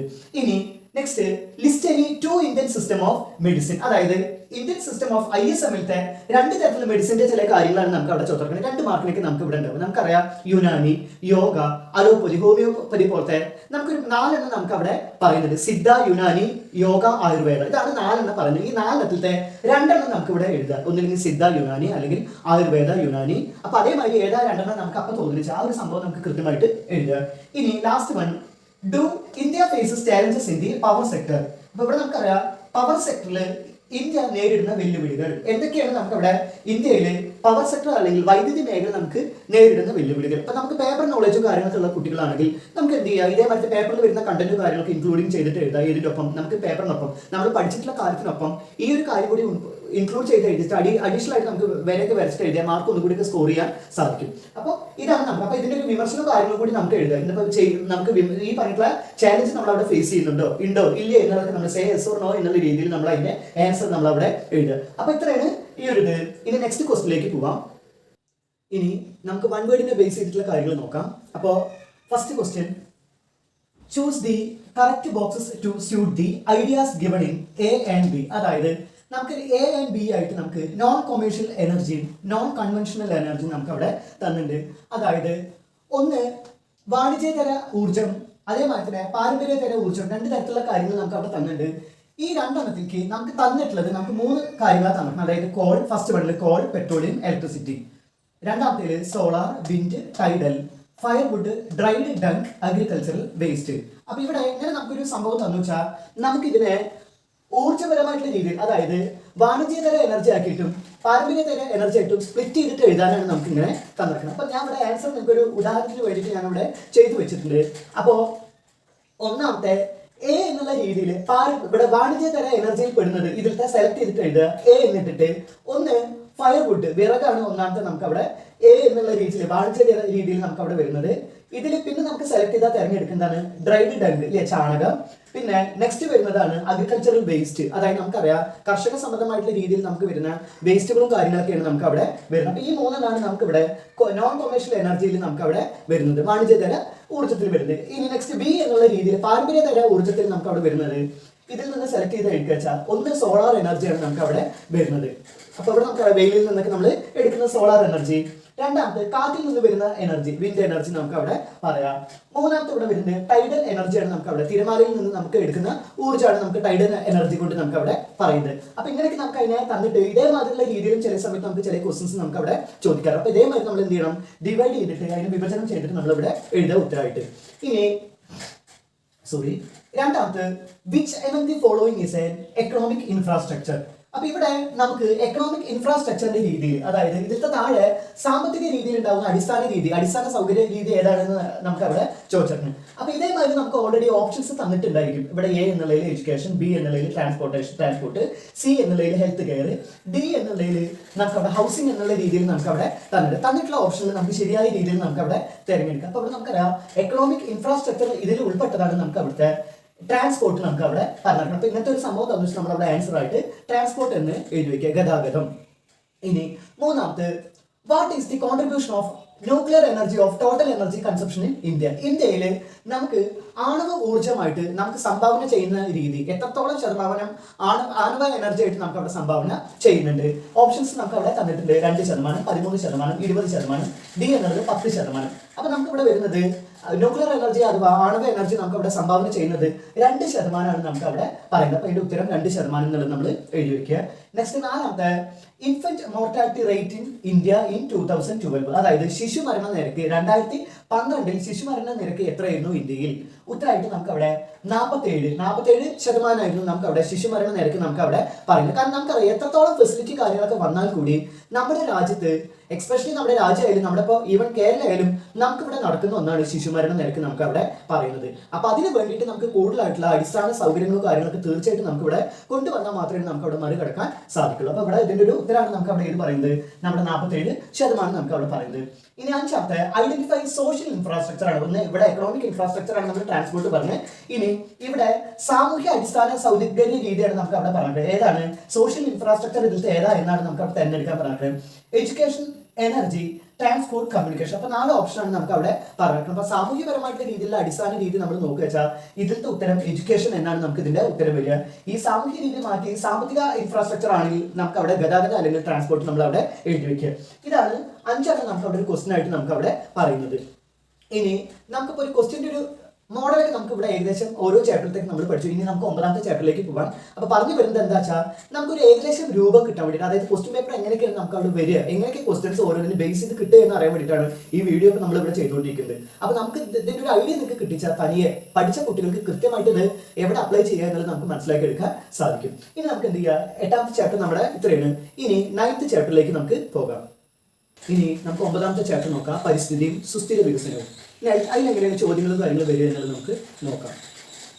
ഇനി ഇതിന്റെ 1ാമത്തെ ചോദ്യം തന്നെ സുസ്ഥിര വികസനം, അതായത് ഈ ഒരു ചാപ്റ്ററിൽ നമുക്ക് മെയിൻ ആയിട്ടുള്ള ഒരു ടോപ്പിക് തന്നെയാണ് സുസ്ഥിര വികസനം. അപ്പോൾ വരിക വെച്ചാൽ നമുക്കൊരു 8 മാർക്കിന് 6 മാർക്കിനൊക്കെ മാക്സിമം വരുന്ന ഒരു ചോദ്യമാണ് സുസ്ഥിര വികസനത്തെ പറ്റിയിട്ട്. അപ്പോൾ ഇവിടെ ഫസ്റ്റ് ക്വസ്റ്റൻ നമുക്ക് നോക്കാം. പ്രീവിയസ് ക്വസ്റ്റൻ പേപ്പറിലത്തെ sustainable development requires some new strategies for development, identify any 6 of them. അപ്പോൾ സുസ്ഥിര വികസനത്തിന് നമുക്കറിയാം പുതിയ തരത്തിലുള്ള തന്ത്രങ്ങൾ, ന്യൂ സ്ട്രാറ്റജി കാര്യങ്ങൾ ഉണ്ടായാൽ മാത്രമേ വികസിപ്പിച്ച് കൊണ്ടുവരാൻ നമുക്ക് അവിടെ സാധിക്കുള്ളൂ. ആ 6 ഏതാണ്, ഏത് തരത്തിലുള്ള 6 ഐഡിയ അല്ലെങ്കിൽ തന്ത്രങ്ങൾ ഉപയോഗിച്ചാലാണ് നമുക്ക് നല്ല രീതിയിൽ നമ്മുടെ രാജ്യത്തിന് ഒരു സുസ്ഥിര വികസനം നമുക്ക് അവിടെ കൊണ്ടുവരാൻ സാധിക്കുള്ളൂ എന്നുള്ളതാണ് നമുക്ക് ഈ ഒരു ചോദ്യം നമുക്ക് അവിടെ പറയുന്നത്. അപ്പോൾ ഇവിടെ നമുക്ക് ടെക്സ്റ്റിലേക്ക് നോക്കിയാൽ നമുക്ക് ഒരു 6 നമുക്ക് അവിടെ കിടക്കുന്നുണ്ടാവും. നോൺ കൺവെൻഷണൽ, ഗോബർ ഗ്യാസ് എന്നൊക്കെ പറഞ്ഞിട്ട് നമുക്ക് കുറച്ച് കാര്യങ്ങൾ നമുക്ക് അവിടെ ഒരു 6 പോയിന്റ്സ് കിടക്കുന്നുണ്ടാവും. അപ്പോൾ ആ 6 പോയിന്റ്സ് മാത്രം ഇതിൽ എഴുതിയാൽ മതി. എക്സ്പ്ലനേഷൻ ചോദിച്ചിട്ട് ഒരു 8 മാർക്കിന് വെച്ചാൽ മാത്രം അതിന് ഡീറ്റെയിൽ ആയിട്ട് എഴുതിയാൽ മതി. ഒരു 6 മാർക്കിനൊക്കെ വെച്ചാൽ നമുക്ക് ആ പോയിന്റ്സ് എഴുതി വെച്ചാൽ തന്നെ മാർക്ക് ഡീറ്റെയിൽ ആയിട്ട് നമുക്ക് കിട്ടും. അപ്പോൾ അത് കഴിഞ്ഞു. ഇനി next, development that meets the need of the present generation without compromising the ability of the future generation to meet their own needs. അതായത് ഭാവി തലമുറയ്ക്കുള്ള കാര്യങ്ങൾ, അതായത് ഇന്നത്തെ ജനറേഷനെ ബാധിക്കാതെ നിലവിലുള്ള ആൾക്കാർക്ക്, അതായത് ഇപ്പം നിലവിലുള്ള പ്രസന്റിലുള്ള ആൾക്കാർക്ക് ബാധിക്കാതെ നമുക്ക് പുതിയതായിട്ടുള്ള രീതിയിൽ വരുന്ന എന്താ പറയുക, നമ്മൾ പറയാറുണ്ട് നമുക്ക് ഭാവി തലമുറയ്ക്ക് നല്ല രീതിയിലൊരു മാറ്റങ്ങൾ വരാതെ, ഫ്യൂച്ചർ ജനറേഷനിൽ യാതൊരു മാറ്റം വരാതെ നിലവിലുള്ള പ്രസന്റിലുള്ള ആൾക്കാർ മുഖേന നമുക്ക് കൊണ്ടുവരുന്ന ഒരു തരത്തിലുള്ള വികസനം, അതായത് ഭാവിക്ക് യാതൊരു കോട്ടം വരുത്താതെ വരുന്ന വികസനം ഏതാ എന്നതാണ് നമുക്ക് ഈ ഒരു ചോദ്യത്തിലൂടെ നമുക്ക് അവിടെ വ്യക്തമാകുന്നത്. അപ്പോൾ നമുക്ക് ഇതിൽ നോക്കിയാൽ തന്നെ അറിയാം, നല്ല രീതിയിൽ നിലനിന്ന് പോകുന്ന ഒരു വികസനം എന്ന് പറഞ്ഞാൽ നമുക്കറിയാം കോട്ടങ്ങൾ വരുത്താത്തുള്ള ഒരു വികസനം പറഞ്ഞാൽ വൺ വേർഡിനെ ചോദിച്ചിട്ടുള്ള ഒരു സംഭവമാണ് നമുക്കിതിൽ. അപ്പോൾ നല്ല രീതിയിലൊരു വികസനം വേണമെങ്കിൽ നമുക്ക് മനസ്സിലാക്കാം ഒരു സുസ്ഥിര വികസനം മുഖേനയുള്ളൊരു കാര്യമാണ് നമുക്കിത്. അപ്പോൾ വളങ്ങി തിരിഞ്ഞുള്ള ഒരു ചോദ്യമാണ് നമുക്ക് ഇവിടെ വരുന്നത്. അപ്പോൾ ചോദിക്കുമ്പോൾ നമുക്ക് ഇത് എതിർത്തേണ് എന്നുള്ളത് തോന്നും. പക്ഷേ ഈ ഒരു ക്വസ്റ്റ്യൻ എന്ന് പറയാൻ നമുക്കറിയാം ഭാവി തലമുറയും അതേമാതിരി തന്നെ നിലവിലുള്ള തലമുറയും നമുക്ക് അവിടെ വികസനം അല്ലെങ്കിൽ യാതൊരു കോട്ടങ്ങളോ കാര്യങ്ങളോ വരുത്താതെ തരത്തിലുള്ള ഒരു വികസനം എന്ന് പറഞ്ഞാൽ സുസ്ഥിര വികസനമാണ്. അപ്പോൾ ഒരു മാർക്കിനൊക്കെ വരുന്നതാണ് നമുക്ക് ഇതേമാതിരിയുള്ള ചോദ്യങ്ങൾ. ഇനി 3ാമത്തെ, define sustainable development, discuss the various strategies for sustainable development. അപ്പോൾ 1ാമത്തെ രീതിയാണ് നമുക്ക് അവിടെ പറയുന്നത് സുസ്ഥിര വികസനം എന്താ, അതേമാതിരി തന്നെ അതിന്റെ വിവിധ തരത്തിലുള്ള സ്ട്രാറ്റജി. അപ്പോൾ ഇവിടെ ക്വസ്റ്റ്യനിൽ നമുക്ക് ചെറിയ വേരിയേഷനെ വരുത്തിയിട്ടുള്ളൂ. സംഭവം എഴുതേണ്ട കാര്യങ്ങളൊക്കെ ഒരേപോലെ തന്നെയാണ്. അപ്പോൾ നമുക്ക് വിവിധ രീതിയിൽ മാറ്റങ്ങൾ ഉണ്ടാവുള്ളൂ, നമുക്ക് എഴുതേണ്ട മെത്തേഡ് സെയിം ആണ്. അപ്പോൾ അതാണ് നമുക്ക് 3ാമത്തെ പറയുന്നത്. ഇനി 4ാമത്തെ നമുക്ക് നോക്കാം. ഇത് ജൈവ കൃഷി അല്ലെങ്കിൽ ഓർഗാനിക് ഫാമിങ്ങിനെ കുറിച്ചുള്ള ഒരു ക്വസ്റ്റ്യൻ ആണ്. Kerala government initiates measures to encourage organic farming. അതായത് കേരള ഗവൺമെന്റ് ഇവിടെ തുടക്കം കുറിച്ചിട്ടുണ്ട് ഇതിനെ കുറിച്ച് നമ്മുടെ കാർഷിക ജൈവ കൃഷി നല്ല രീതിയിൽ എൻകറേജ്മെന്റ് അല്ലെങ്കിൽ പ്രോത്സാഹനം കൊണ്ടുവരാൻ വേണ്ടിയിട്ട്. അതിന് വേണ്ടിയിട്ട് നമ്മൾ ഇവിടെ എന്ത് ചെയ്തിട്ടുണ്ട്, appointed actress Manju Warrier as the brand ambassador of this program. അപ്പോൾ ഈ ഒരു പദ്ധതി നല്ല രീതിയിൽ നടപ്പിലാക്കാൻ വേണ്ടിയിട്ട് കേരള ഗവൺമെന്റ് ഇവിടെ ആരെ അപ്പോയിന്റ് ചെയ്തിട്ടുണ്ട്, അതിന്റെ അംബാസഡർ ആയിട്ട് മഞ്ജു വാര്യറെ ഇവിടെ അപ്പോയിന്റ് ചെയ്തിട്ടുണ്ട്. List the benefits of organic farming. അപ്പോൾ ഇങ്ങനെയൊക്കെ നമുക്ക് പറഞ്ഞു വെച്ചാലും ഇതിന്റെ ഓർഗാനിക് ഫാമിംഗ് അല്ലെങ്കിൽ ജൈവ കൃഷിയുടെ ഗുണങ്ങൾ നമുക്ക് അവിടെ എഴുതാൻ വേണ്ടിയിട്ടാണ്. അപ്പോൾ നമ്മളിവിടെ മഞ്ജു വാര്യരുടെ കാര്യങ്ങളൊക്കെ ഇതായിട്ട് നമ്മൾ അത് എഴുതി വെക്കരുത്, ജൈവ കൃഷിയുടെ ഗുണങ്ങളാണ് നമുക്ക് ഇവിടെ എഴുതി വെക്കുന്നത്. എന്താണ് നമുക്ക് അവിടെ ജൈവ കൃഷിയുടെ ഗുണങ്ങൾ. അപ്പോൾ അതാണ് ചോദ്യത്തിൽ വിവിധ രീതിയിലുള്ള ഒരു വൈവിധ്യ രീതി നമുക്ക് ഉണ്ടാവും, പക്ഷേ ഉത്തരം നമുക്ക് സെയിം ആയിട്ട് ഓർഗാനിക് ഫാമിംഗ് ആണ് ഇതിന്റെ ഉത്തരം. ഇനി 5ാമത്തെ, just like human beings the environment also perform some important functions. What are those functions. അപ്പോൾ നമുക്ക് ഭൂമിയിൽ നമ്മുടെ മനുഷ്യരെ പോലെ തന്നെ മനുഷ്യർക്കും ഒരുപാട് റെസ്പോൺസ് അല്ലെങ്കിൽ ഉത്തരവാദിത്തം പ്രാധാന്യ കാര്യങ്ങളൊക്കെ നമുക്ക് ഇവിടെ പ്രവർത്തനം കാര്യങ്ങളൊക്കെ നമുക്ക് ഭൂമിയിലുണ്ട്. അതേമാതിരി തന്നെ നമ്മുടെ പരിസ്ഥിതിക്കും നമ്മുടെ ഭൂമിയിൽ എന്തൊക്കെ തരം പ്രവർത്തനങ്ങളും കാര്യങ്ങളാണ് നമുക്ക് ഇവിടെ നിലവിൽ ഉള്ളത്. അപ്പോൾ നമുക്ക് ഇവിടെ എന്താണ് നമ്മുടെ എൻവയറമെന്റ് സംബന്ധമായിട്ടുള്ള ഇമ്പോർട്ടൻസ് അല്ലെങ്കിൽ പ്രവർത്തനങ്ങളാണ് ഈ ഒരു ടോപ്പിക്കിൽ നമുക്ക് അവിടെ ക്വസ്റ്റ്യനിൽ വരുന്നത്. ഇനി 6ാമത്തെ, prepare a report regarding the challenges in India's environment. ഇതും അതേ രീതി തന്നെയാണ് പരിസ്ഥിതിയെ, അതായത് ഇന്ത്യയിലത്തെ പരിസ്ഥിതി ഫേസ് ചെയ്യുന്ന അതായത് വെല്ലുവിളികളും കാര്യങ്ങളൊക്കെ ഏതാണ് അതിനെക്കുറിച്ചുള്ള റിപ്പോർട്ടും കുറിപ്പും കാര്യങ്ങളൊക്കെ തയ്യാറാക്കുക. അപ്പോൾ ഇത് തന്നെയാണ് ഇപ്പോൾ വായിച്ചിട്ടുള്ള അതേ രീതി തന്നെയാണ്, ജസ്റ്റ് ഒന്ന് ചെറിയ മാറ്റങ്ങളും കാര്യങ്ങളും കൊണ്ടുവന്നു. അപ്പോൾ ഇത്രയും നമുക്കൊരു 6 എഴുതിയിട്ടുണ്ട്. ഇനി നമുക്ക് നെക്സ്റ്റ് ക്വസ്റ്റ്യൻ നോക്കാം. 7ാമത്തെ ക്വസ്റ്റ്യൻ നമുക്ക് നോക്കാം. Explain the functions of environment. distinguish between carrying capacity and absorptive capacity of environment, explain the factors responsible for land degradation. അപ്പോൾ 3 ക്വസ്റ്റ്യൻ ആണ് നമുക്ക് ഒരുമിച്ച് പറഞ്ഞത്. അപ്പോൾ 3 ക്വസ്റ്റ്യൻ പറഞ്ഞാൽ ഇതിനൊരു 4 മാർക്കും ഈ 2 മാർക്ക്, അപ്പോൾ അത് 8 മാർക്കിന് വരുന്ന ചോദ്യമാണ്. ഇപ്പൊ ഈ കിടക്കുന്ന 3 നമുക്ക് അവിടെ പറയുന്നത്. അപ്പൊ ഇവിടെ ഒന്നാമത്തെ പരിസ്ഥിതിയുടെ ധർമ്മങ്ങൾ വിവരിക്കുക. എന്തൊക്കെയാണ് പരിസ്ഥിതിക്കുള്ള ധർമ്മങ്ങൾ കാര്യങ്ങൾ എന്നുള്ളത് നമ്മൾ വിവരിച്ചെഴുതുക 4 മാർക്കിന്. രണ്ടാമത്തെ പരിസ്ഥിതിയുടെ ശോഷണവും അതേമാതിരി ഉൾക്കൊള്ളാനുള്ള രീതിയും അതേ താങ്ങാനുള്ള ശേഷിയെ കുറിച്ചിട്ടാണ് നമുക്ക് രണ്ടാമത്തെ ക്വസ്റ്റ്യൻ വന്നിരിക്കുന്നത്. മൂന്നാമത്തെ explain the factors responsible for land degradation. നമ്മുടെ ഇന്ത്യയിൽ ഭൂമി സംബന്ധമായിട്ടുള്ള അപജയത്തിന് കാരണം എന്തൊക്കെയാണ് നമുക്ക് അവിടെ ഭൂമി നശിക്കാനുള്ള കാരണം എന്നുള്ള രീതിയാണ് നമുക്ക് 3 ചോദിച്ചത്. അപ്പോൾ ഇതാണ് നമുക്ക് അവിടെ ഡിസ്കഷൻ ചെയ്യുന്നത്. അപ്പോൾ ഇതിനെ കുറിച്ചുള്ള ആൻസറാണ് നമ്മൾ അവിടെ എഴുതേണ്ടത്. ഇനി 8ാമത്തെ how do the following factors contribute to the environmental crisis in India. അപ്പോൾ നമുക്ക് ഇവിടെ ബാക്കി ABC എന്നുള്ള രീതിയിലാണ് നമുക്ക് ക്വസ്റ്റ്യൻ വന്നിരിക്കുന്നത്. അപ്പോൾ ഇവിടെ താഴെ പറഞ്ഞിട്ടുള്ള കാര്യങ്ങൾ എങ്ങനെയാണ് ഇന്ത്യയിലെ പരിസ്ഥിതിയെ ബാധിക്കുന്നത്.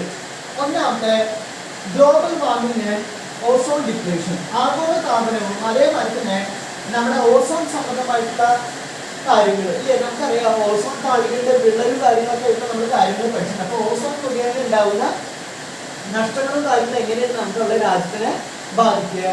ശോഷണം, ഓസോൺ ശോഷണം. ബി എന്നുള്ളത് നമ്മുടെ ഫോറസ്റ്റ് കവറേജ്, നമ്മൾ കാടും കാര്യങ്ങളൊക്കെ വെട്ടിയിട്ടുണ്ടെങ്കിൽ അല്ലെങ്കിൽ അതിന്റെ കുറവ് മുഖേന എന്തൊക്കെയാണ് നമ്മുടെ രാജ്യത്ത് സംഭവിക്കുക. പിന്നെ ജനസംഖ്യയുടെ വർധനവ് മുഖേന റൈസിംഗ് പോപ്പുലേഷൻ മുഖേന എങ്ങനെയാണ് നമ്മുടെ രാജ്യത്തിനെ ബാധിക്കുക. അതേപോലെ തന്നെ വായു മലിനീകരണം, ജലമലിനീകരണം മുഖേന എന്തൊക്കെയാണ് നമ്മുടെ രാജ്യത്ത് സംഭവിക്കുക. അപ്പൊ ഇത്തരം കാര്യങ്ങൾ നമുക്ക് 4 ടോപ്പിക്ക് ഒരുമിച്ചാണ് ക്വസ്റ്റ്യൻ വരുന്നത്. അപ്പൊ ഇതെല്ലാം നമ്മൾ എന്ത് ചെയ്യണം, അറ്റൻഡ് ചെയ്യുക. അപ്പൊ ഇങ്ങനെയൊക്കെ വന്ന ശേഷം നമുക്കറിയാം 6 അല്ലെങ്കിൽ 8 മാർക്കിനൊക്കെയാണ് നമുക്ക് ഈ ക്വസ്റ്റ്യൻസ് ഇതേമാതിരി വരിക. അപ്പൊ നമ്മുടെ ടെക്സ്റ്റിലത്തെ ഇമ്പോർട്ടൻ്റ് ആയിട്ടുള്ള ഓരോരോ ക്വസ്റ്റ്യൻസ് ആണ് നമുക്ക് അവിടെ പറയാം. അപ്പൊ നമ്മളിത് ഇപ്പോൾ ഓരോ ക്വസ്റ്റ്യൻസ് പറയുമ്പോൾ നമുക്കറിയാം എങ്ങനെയാണ് ക്വസ്റ്റ്യൻസ് വരിക എന്നുള്ളത് നമുക്ക് കൃത്യമായിട്ട് അറിയാം. അതിനനുസരിച്ച് നമ്മൾ പഠിച്ചു വെക്കുക. എല്ലാം നമ്മൾ അത്യാവശ്യം ഇൻക്ലൂഡ് ചെയ്താൽ തന്നെ നമുക്ക് മാർക്ക് നന്നായിട്ട് സ്കോർ ചെയ്യാൻ സാധിക്കും. അപ്പൊ ഇതാണ്, ഇത്രയാണ് ഇതിന്റെ 8ാമത്തെ ക്വസ്റ്റ്യൻ പറയുന്നത്. ഇനി 9ാമത്തെ പറയുന്നത് the concept of sustainable development is getting importance today. അപ്പൊ ഇവിടെ നമുക്കറിയാം ഇന്ന് നിലവിൽ സുസ്ഥിര വികസനത്തെ കുറിച്ചിട്ടുള്ള കാര്യങ്ങൾ, അതിന്റെ പ്രാധാന്യം വളരെയധികം നമ്മൾ ചിന്തിക്കുന്ന ഒരു കാലഘട്ടമാണ്. എങ്ങനെ നമ്മുടെ രാജ്യത്ത് സുസ്ഥിര വികസനം നമുക്ക് അവിടെ നിലവിൽ ഉണ്ടാക്കാൻ സാധിക്കും, അതിന്റെ ഒരു ചിന്താഗതിയെ കുറിച്ച് നമ്മൾ എല്ലാവരും ഇപ്പം ആലോചിക്കുന്ന ഒരു കാലഘട്ടമാണ്. ഇനി അതിനെക്കുറിച്ചുള്ള ഒരു സെമിനാർ റിപ്പോർട്ട് അല്ലെങ്കിൽ പേപ്പറും കാര്യങ്ങളും നമ്മൾ അവിടെ ഉണ്ടാക്കുക. ഈ സുസ്ഥിര വികസനത്തിന്റെ വിവിധ തരത്തിലുള്ള തന്ത്രങ്ങൾ, സ്ട്രാറ്റജി കാര്യങ്ങൾ എന്താ എന്നുള്ളതൊക്കെ നമുക്ക് അവിടെ എഴുതുക. അതാണ് ഒരു ക്വസ്റ്റ്യൻ നമുക്ക് പറഞ്ഞിരിക്കുന്നത്. ഇനി ഇത് അറിയില്ല എന്നുള്ളവർക്ക് ഇവിടെ വേറൊരു ക്വസ്റ്റ്യൻ കൂടി പറഞ്ഞിട്ടുണ്ട്. Prepare a report regarding the challenges in India's development. ഇന്ത്യയുടെ പരിസ്ഥിതി സംബന്ധമായിട്ടുള്ള വെല്ലുവിളികളെ കുറിച്ച് നമുക്ക് അവിടെ എഴുതുക എന്നുള്ളതാണ് അടുത്ത ക്വസ്റ്റ്യൻ നമുക്ക് അവിടെ പറയുന്നത്. അപ്പൊ ഇങ്ങനെയൊക്കെ ഓരോ ക്വസ്റ്റ്യൻസ് ഒക്കെ നമുക്ക് ഒരു 8 മാർക്കിനൊക്കെ നമുക്ക് വരുന്നതാണ്. അപ്പൊ ഇതൊക്കെയാണ് നമുക്ക് ഇതിലത്തെ കുറച്ച് ക്വസ്റ്റ്യൻസ് അവിടെ പറയുന്നത്. ഇനി നെക്സ്റ്റ് ക്വസ്റ്റ്യൻ നോക്കാം.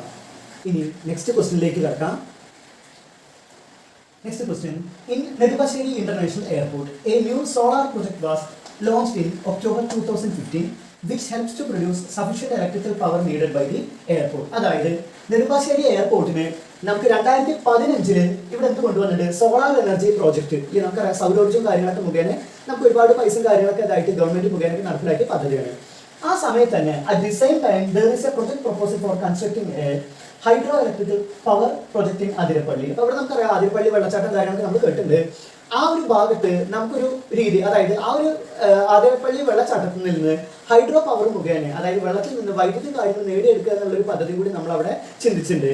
അപ്പോൾ ഇതിൽ നിന്ന് നമുക്ക് among these projects identify the project which satisfy the concept of sustainable development. അപ്പോൾ ഈ 2 പദ്ധതികളിൽ നിന്ന്, അതായത് ഒന്ന് ജലവൈദ്യുതി പദ്ധതിയിൽ നിന്നും സൗരോർജ്ജ പദ്ധതിയിൽ നിന്നും, അതായത് നമ്മൾ സോളാർ എനർജിയും ഹൈഡ്രോ എനർജിയിൽ നിന്നും നമുക്ക് അനുയോജ്യമായിട്ടുള്ള രീതിയിൽ, അതായത് സുസ്ഥിര വികസനം എങ്ങനെ നടപ്പിലാക്കാം, നല്ല രീതി ഏത് മെത്തേഡ് ഉപയോഗിച്ചാണ് സുസ്ഥിര വികസനം നടപ്പാക്കുക എന്നുള്ള രീതിയിൽ നമ്മൾ കണ്ടെത്തിയിട്ട് അതിന്റെ ആൻസർ, അതായത് നമുക്ക് ജസ്റ്റിഫൈ യുവർ ആൻസർ, അതായത് രണ്ടിന്റെ ഗുണങ്ങളും ദോഷങ്ങളും നമ്മൾ മനസ്സിലാക്കി കൊണ്ടുവരണം ഇവിടെ ആൻസർ നമ്മൾ അവിടെ കൊണ്ടുവരാം.